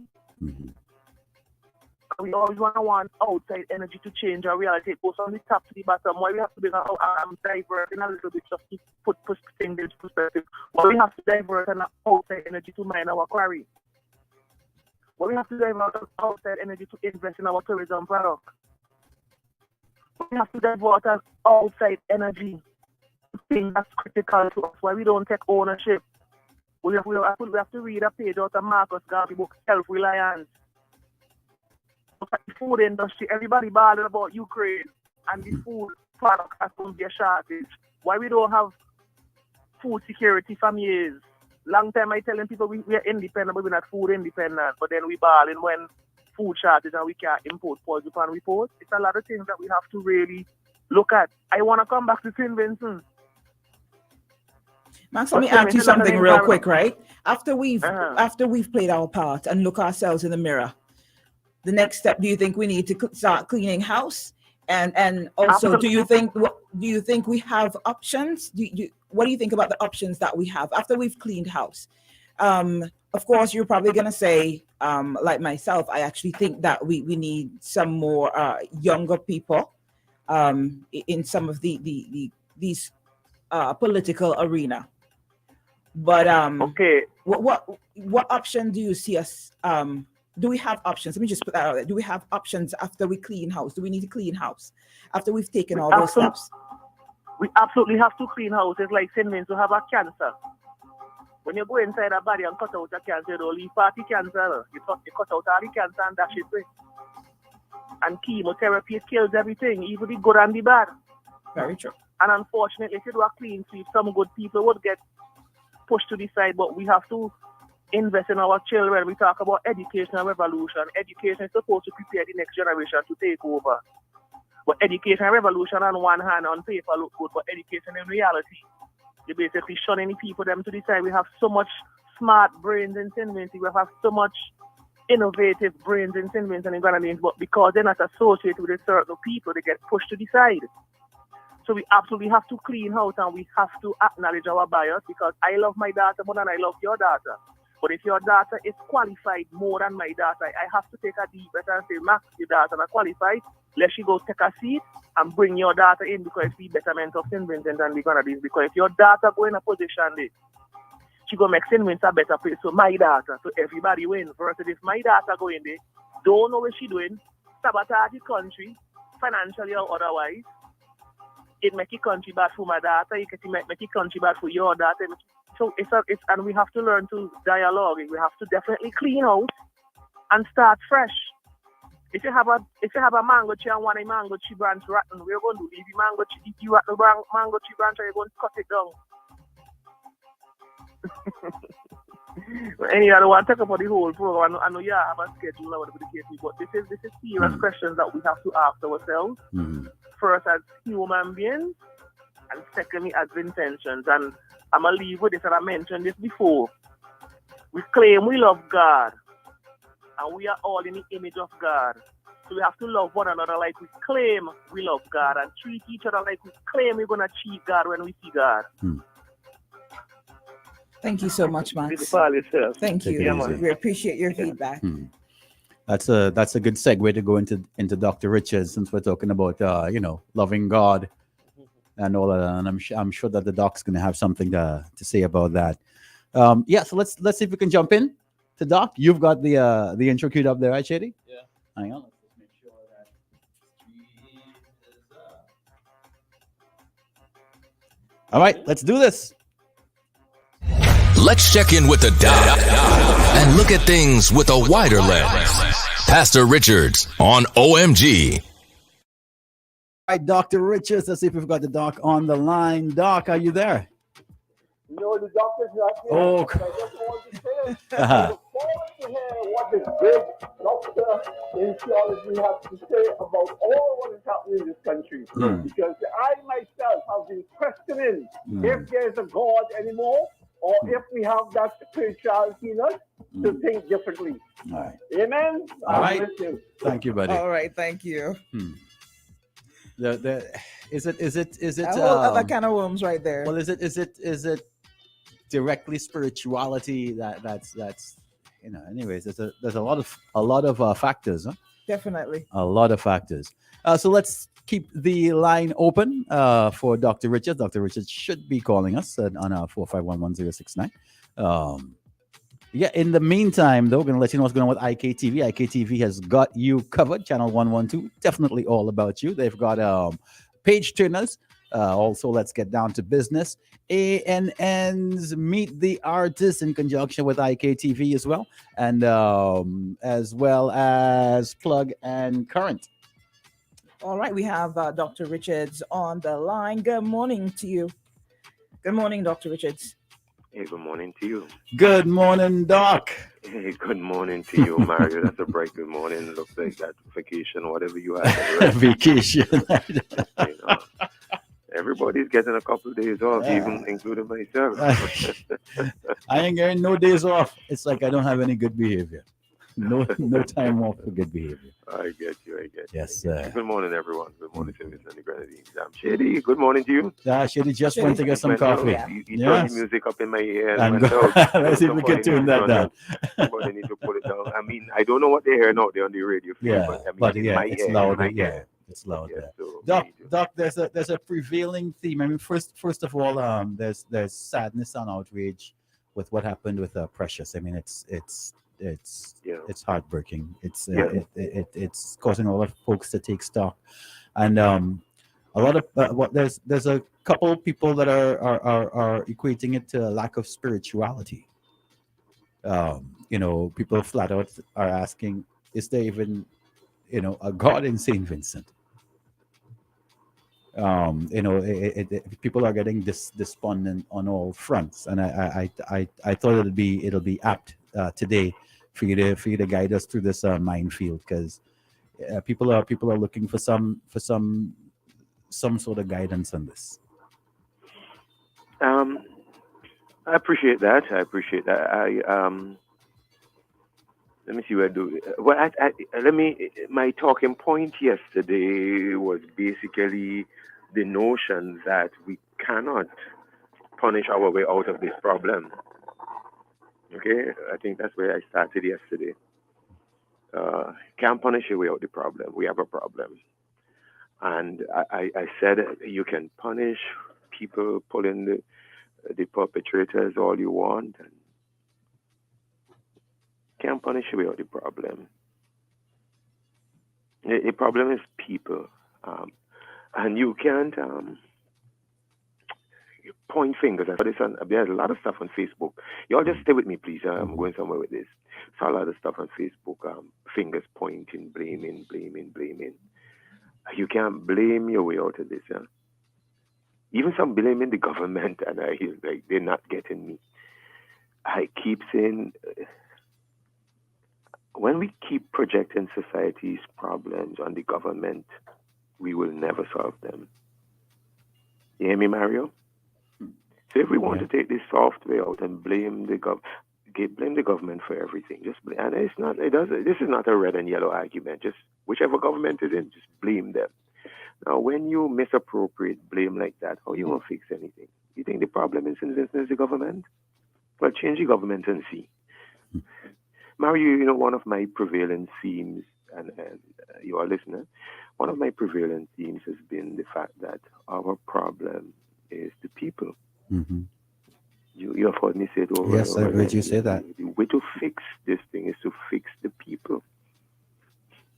But until we could come to the point where we look in the mirror and look at ourselves and realize this is who we are and this is where we are and these are our issues, we will never solve them. And we can't legislate. I mean, okay, I said you can't punish you about the problem. You can't blame you about the problem. But you say, okay, more laws, stricter penalties. Almost, you could even have a police state, frankly speaking. You cannot legislate your way out of this issue with the way, what's going on?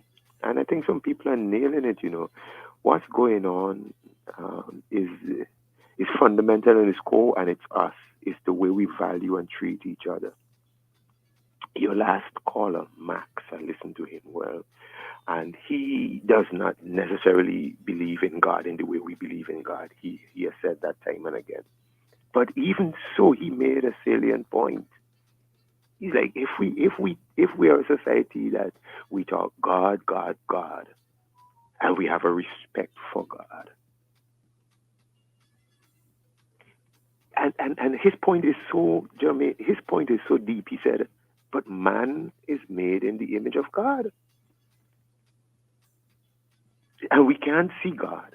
Okay? We cannot see God, but we can see man in the image of God. So how we treat man, this is not a government thing, come on. How we treat each other.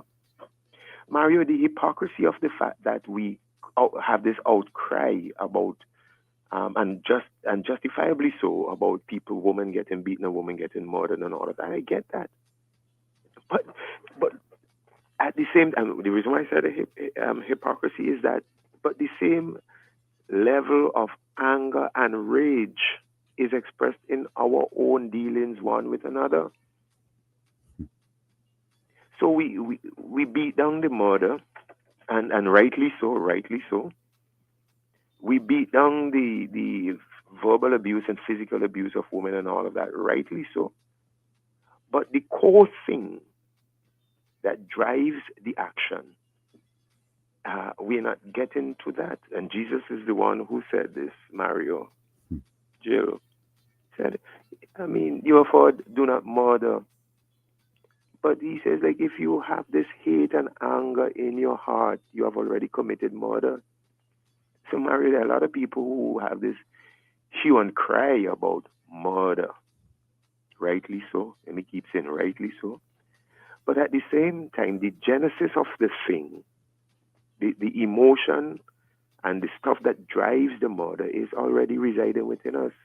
So we want to lock up, castigate. We want to punish these people who act out these things, but we don't really address the core of these sentiments within ourselves. We are often too angry with our brother. Even a simple Facebook post, the vitriol that is created. I mean, you might not take a knife and stab the guy, but the things you say damage his reputation, damages his family, damages his work, damages so many things. We get upset over the slightest slight. We don't know how to talk to each other, Mario. We pull down each other. We bash each other, whether it's in Parliament, whether it's in Parliament or in the street or on public media, Facebook. We really don't have a value for the personage, for person. We don't have a value. People are to be liked if they are for us, but they are to be vilified and nullified and cancelled.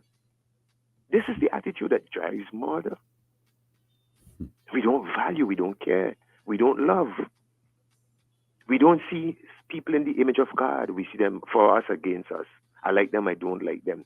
They talk in my narrative or they're not talking my narrative. They sing it from my song sheet or they don't. And on the basis of these delineators, what we do is that we treat people in a way that will either elevate them or pull them down. The callers are right. And we cannot punish our way out of this problem, my people. And we can't buy our way. We could flood this economy with money. For those who are thinking it's just simply a money issue, well, if people had more money, they would have behaved better. It's not really that. We can't legislate either. You could have all the laws on the book. If we don't value people, we will find ways of circumventing the laws. So call on the government to put more laws to protect the children and protect the age, protect women and all of that. I hear you, I get that, but like I've commented time and again, you have no idea of the voluminous quantity of laws that are there, volumes. I read time and time again, for example, of the Protection of Children, Adoption and Child Care Act here in St. Vincent. The laws are there, but is that stopping? Even laws that says you see, you report, and if you don't report and you see, you get fined $5,000. The laws are there, Mario. It is not a legal problem. It is not a punitive justice problem. Education. Mario, you there, right? I am. Yeah. Okay, can we educate our way out of this, my people? Can you educate your way out of this?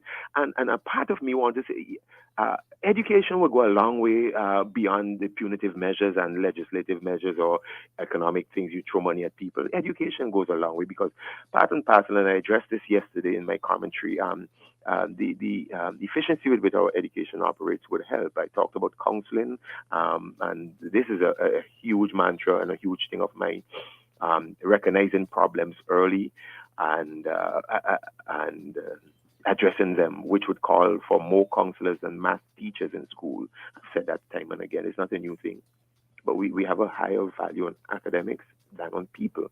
And so we put one counselor in a school of 200 and we put 3 mathematics teachers in that same school because math is more important than how we treat each other. I know it, I get it. And no matter how often I come on this station and I say how we treat each other is more profound and far more salvific to our society than math. People don't get it. So we will continue to pour more math teachers or economics or accounts or whatever.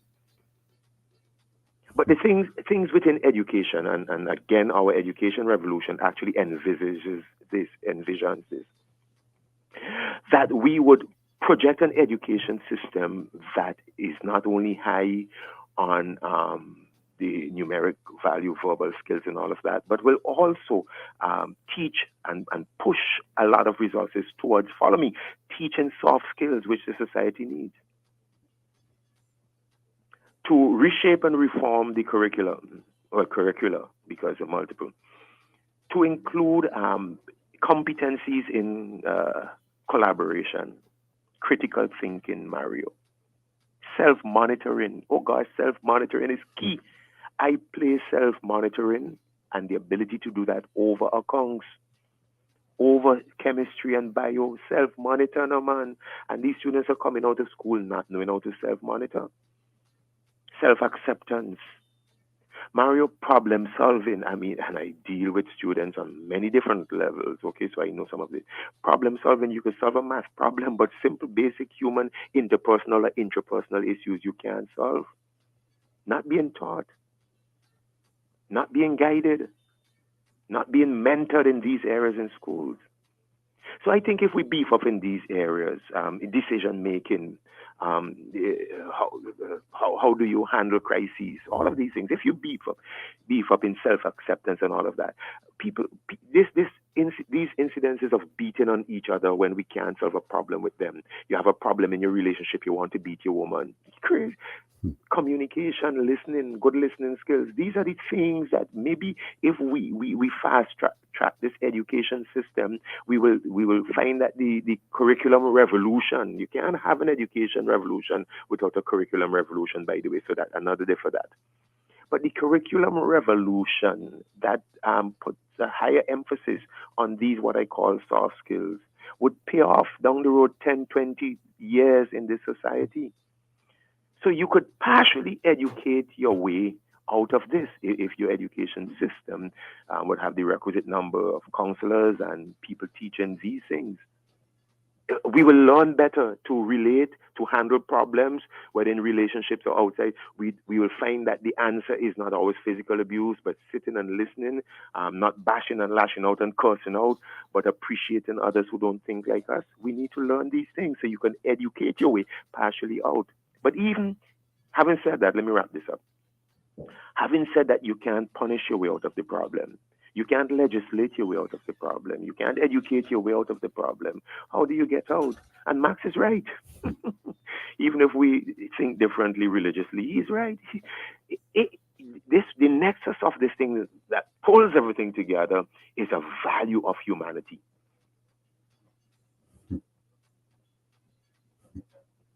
And until we could value people as being made in the image of God, to Pigeon's post, let me see if I could find it real quick. Just allow me. Please allow me. I have to say this. Definitely. Pigeon made this post. Where is it? Oh gosh, just bear with me. I'll find it. And he said, and I don't like the way he phrased it, so I'm not in agreement with him. But a simple post about an hour ago said, St. Vincent is a brutal place for children, women, the elderly, the disabled, and the mentally ill. Now, these are people over the past week or so, this group of people that he listed here, children, I've talked about them, women, I've talked about them, the elderly, I've talked about, disabled and mentally ill. You know that I've been talking about these things, and I've been trying to up the ante where they're concerned. I'm saying, unless we could take care of them and relate to them, that we are not really an advancing society. And Pigeon is right in one aspect. These are marginalized people as if they are devalued. So on that aspect, he's right. It is as if they are devalued. We don't value certain categories of people because we forget that they're made in the image of God. It's a spiritual problem.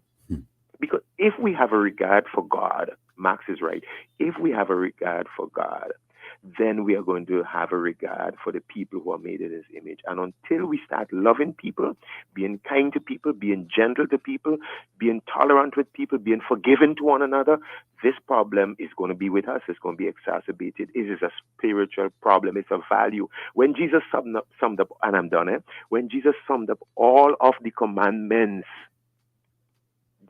618, when you take the Decalogue and the ceremonial laws and the religious laws and the civil laws, when he summed up all of them, he said, look, come on, there's a lot of stuff. Let me say, I boil it down to two things. This is what Jesus said. I boil it down to two things. Here's what you need to do. Love God and love people. He said that. Love the Lord your God with all your heart and soul and mind, and love your neighbor as yourself. And until St. Vincent can love God and love people, and loving people means being tolerant and forgiving and being patient and kind and stuff like that. Until we can love people, we will treat them in the way we think about them. It's a spiritual problem. And no amount of money, punishing, government intervention, legislation, or education can fix it. We got to fix ourselves spiritually. And that's my contribution for today. Thank you, Doc. Did you want to ask him anything, Joe? We have time constraints, and I'm afraid to ask because what I have to say might go over a little bit. That's all right. Go over. Okay, real quick. Real quick. Yeah, go ahead. Mario talked about the gentleman, the caller, who said he's lost faith. He's wondering, is there a God anymore? And correct me if I'm wrong, but your response to that and the rest of the question that he asked was that the onus is on us. We need to stop blaming the government and all the leaders, and we need to love ourselves and our brethren like God loves us. Yes. Also, what I want to say with that is that I happen to think the shepherd of the sheep has a significant role to play. We're all people, and of course, we'd lose our way from time to time. But whether we've lost or we're not, the shepherd's duty is to keep the sheep in line, right? Constantly, every day. And I think everybody knows we need to love us. We need to love each other, love ourselves. But when it comes to the bigger picture, I think when you are, I'm not trying to put the blame on the government, but listen, just bear with me. When you're treated a certain way by whether it be the authorities or your fellow man, you tend to lose faith. And I think as a society, and I don't want to really go too much where I'm really trying to watch what I say. Okay. I think, let me give you this. we're supposed to put on the arm of God. I'm trying to make it real quick. We're supposed to put on the arm of God as Jill, Christians. I'm understanding where you're coming from, right? I'm understanding you. I think when these things happen within our society, our small little country that we're talking about, let's focus on SVG.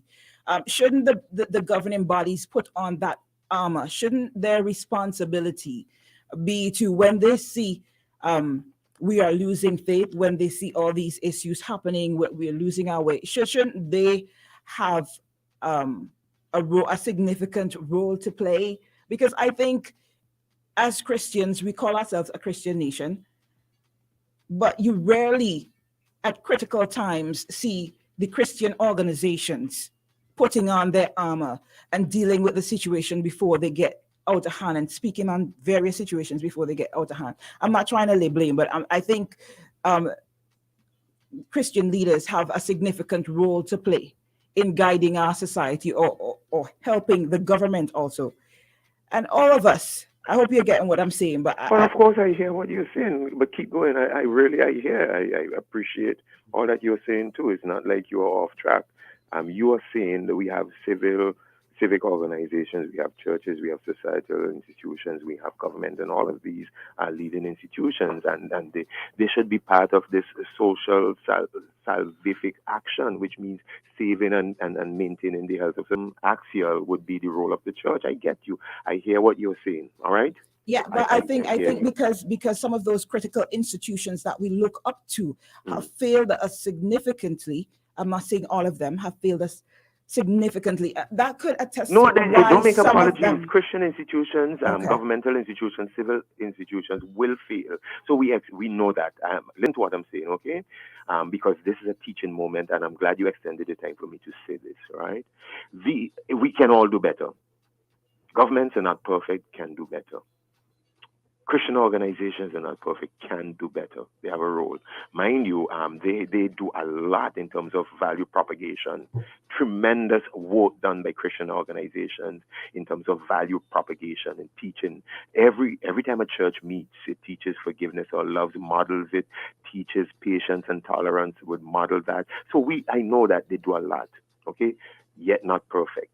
Other civil and civic organizations. Here's my point, especially going back to the government, because I have often maintained, I'm not a defender of any government, frankly speaking. You all know me. You know where I come from. But I've said governments, typically across the world, two things that they get too much of. They take too much blame and they take too much credit. Too much blame and too much credit. There are a lot of things that you can't be crediting the government for, but you give the government the credit, and they gladly take it. There are a lot of things that you really shouldn't blame the government for. And we put culpability at their doorstep. And this exacerbates and perpetuates the problem. I've talked on my commentaries, Mario, talked on my commentaries time and again, and I'm glad you guys are listening. I've talked on my commentaries time and again about scapegoating. Scapegoating is escapism.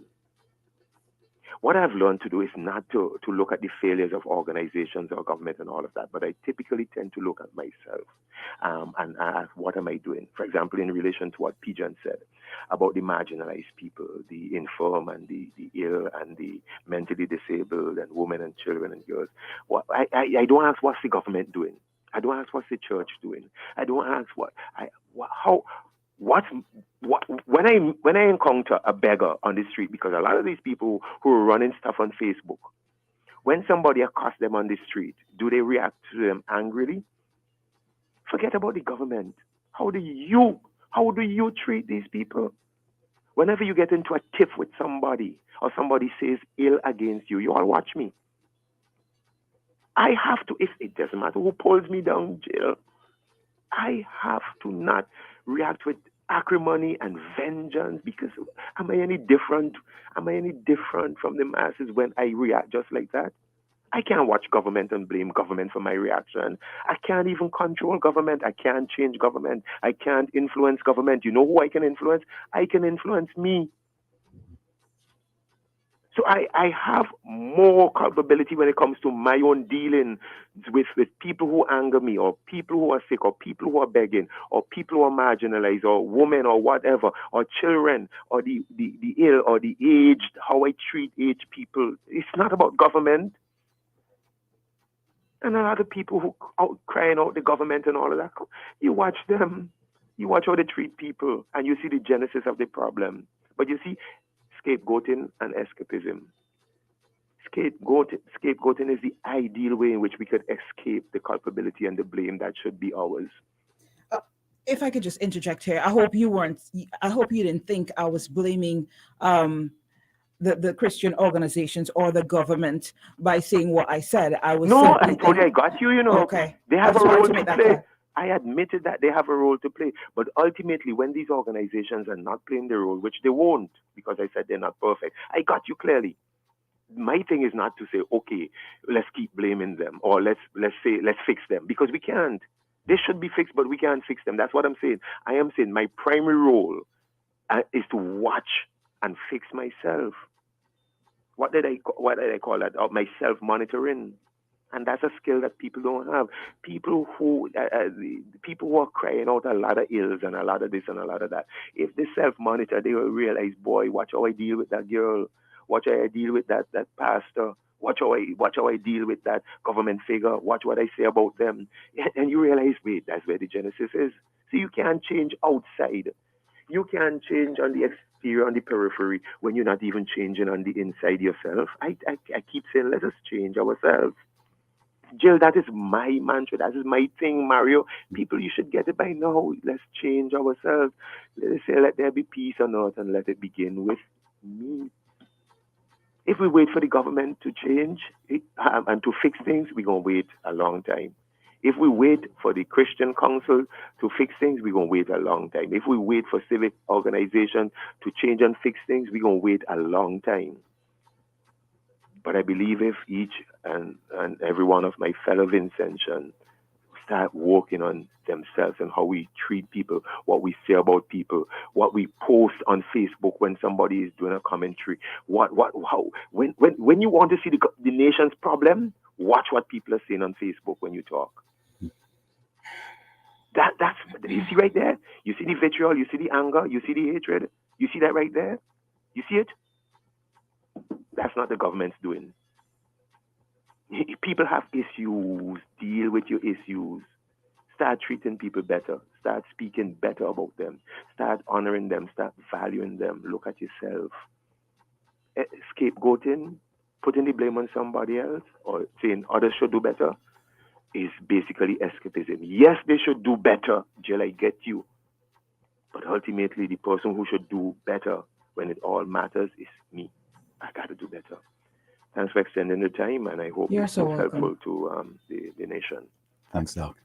Take care, bye. All right. Alrighty.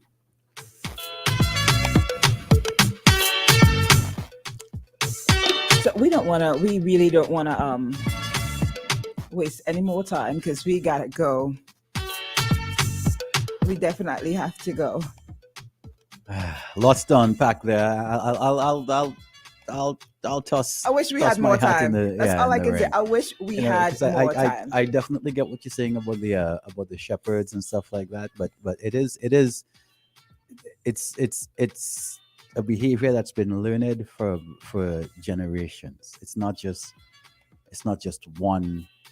I'm just gonna withhold whatever I have to say, because tomorrow we're done. Especially because I believe that it is so important. In the Bible, there are guidelines for leaders, and if you do not meet those requirements, the Bible itself, I think in the book of Titus itself, says it gives you the requirements that you have to meet as a leader before you go out there and start preaching.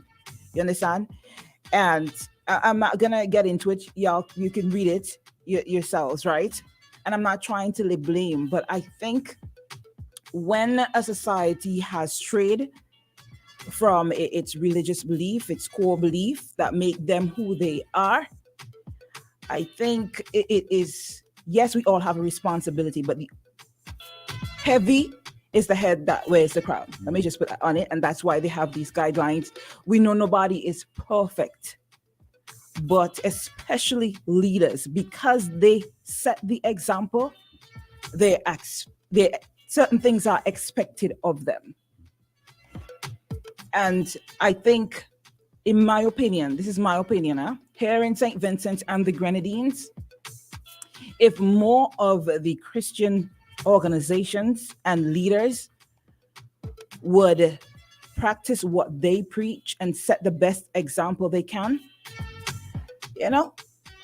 things would go better, especially when you add us looking at ourselves in the mirror and treating people like we want to be treated. If they would just play their part, things could happen. But we don't live in a perfect world. I get this. We could twist this all, any way we want it to go. But I don't want to take up any more of the Shade Room's time. I know how they feel because I know I'm normally on their end. So, all right, guys. Actually, Rawl is going to be in to do the Shade Room today. So it'll be Rawl and what's his name? Puncha. That's right, Puncha and Rawl today. Awesome show this morning, Jill. Thank you so much. And of course, you're here all week. She's here all week, folks. He said it. Mario would know. I'm bringing her here all week. That's how it is. Actually, Danielle is not feeling well. So we've got you all week with us. Definitely. Right. I hope she feels better soon. Okay. Yeah. All right. Hopefully better this week. Tomorrow. Shady, take us out, buddy. We gone.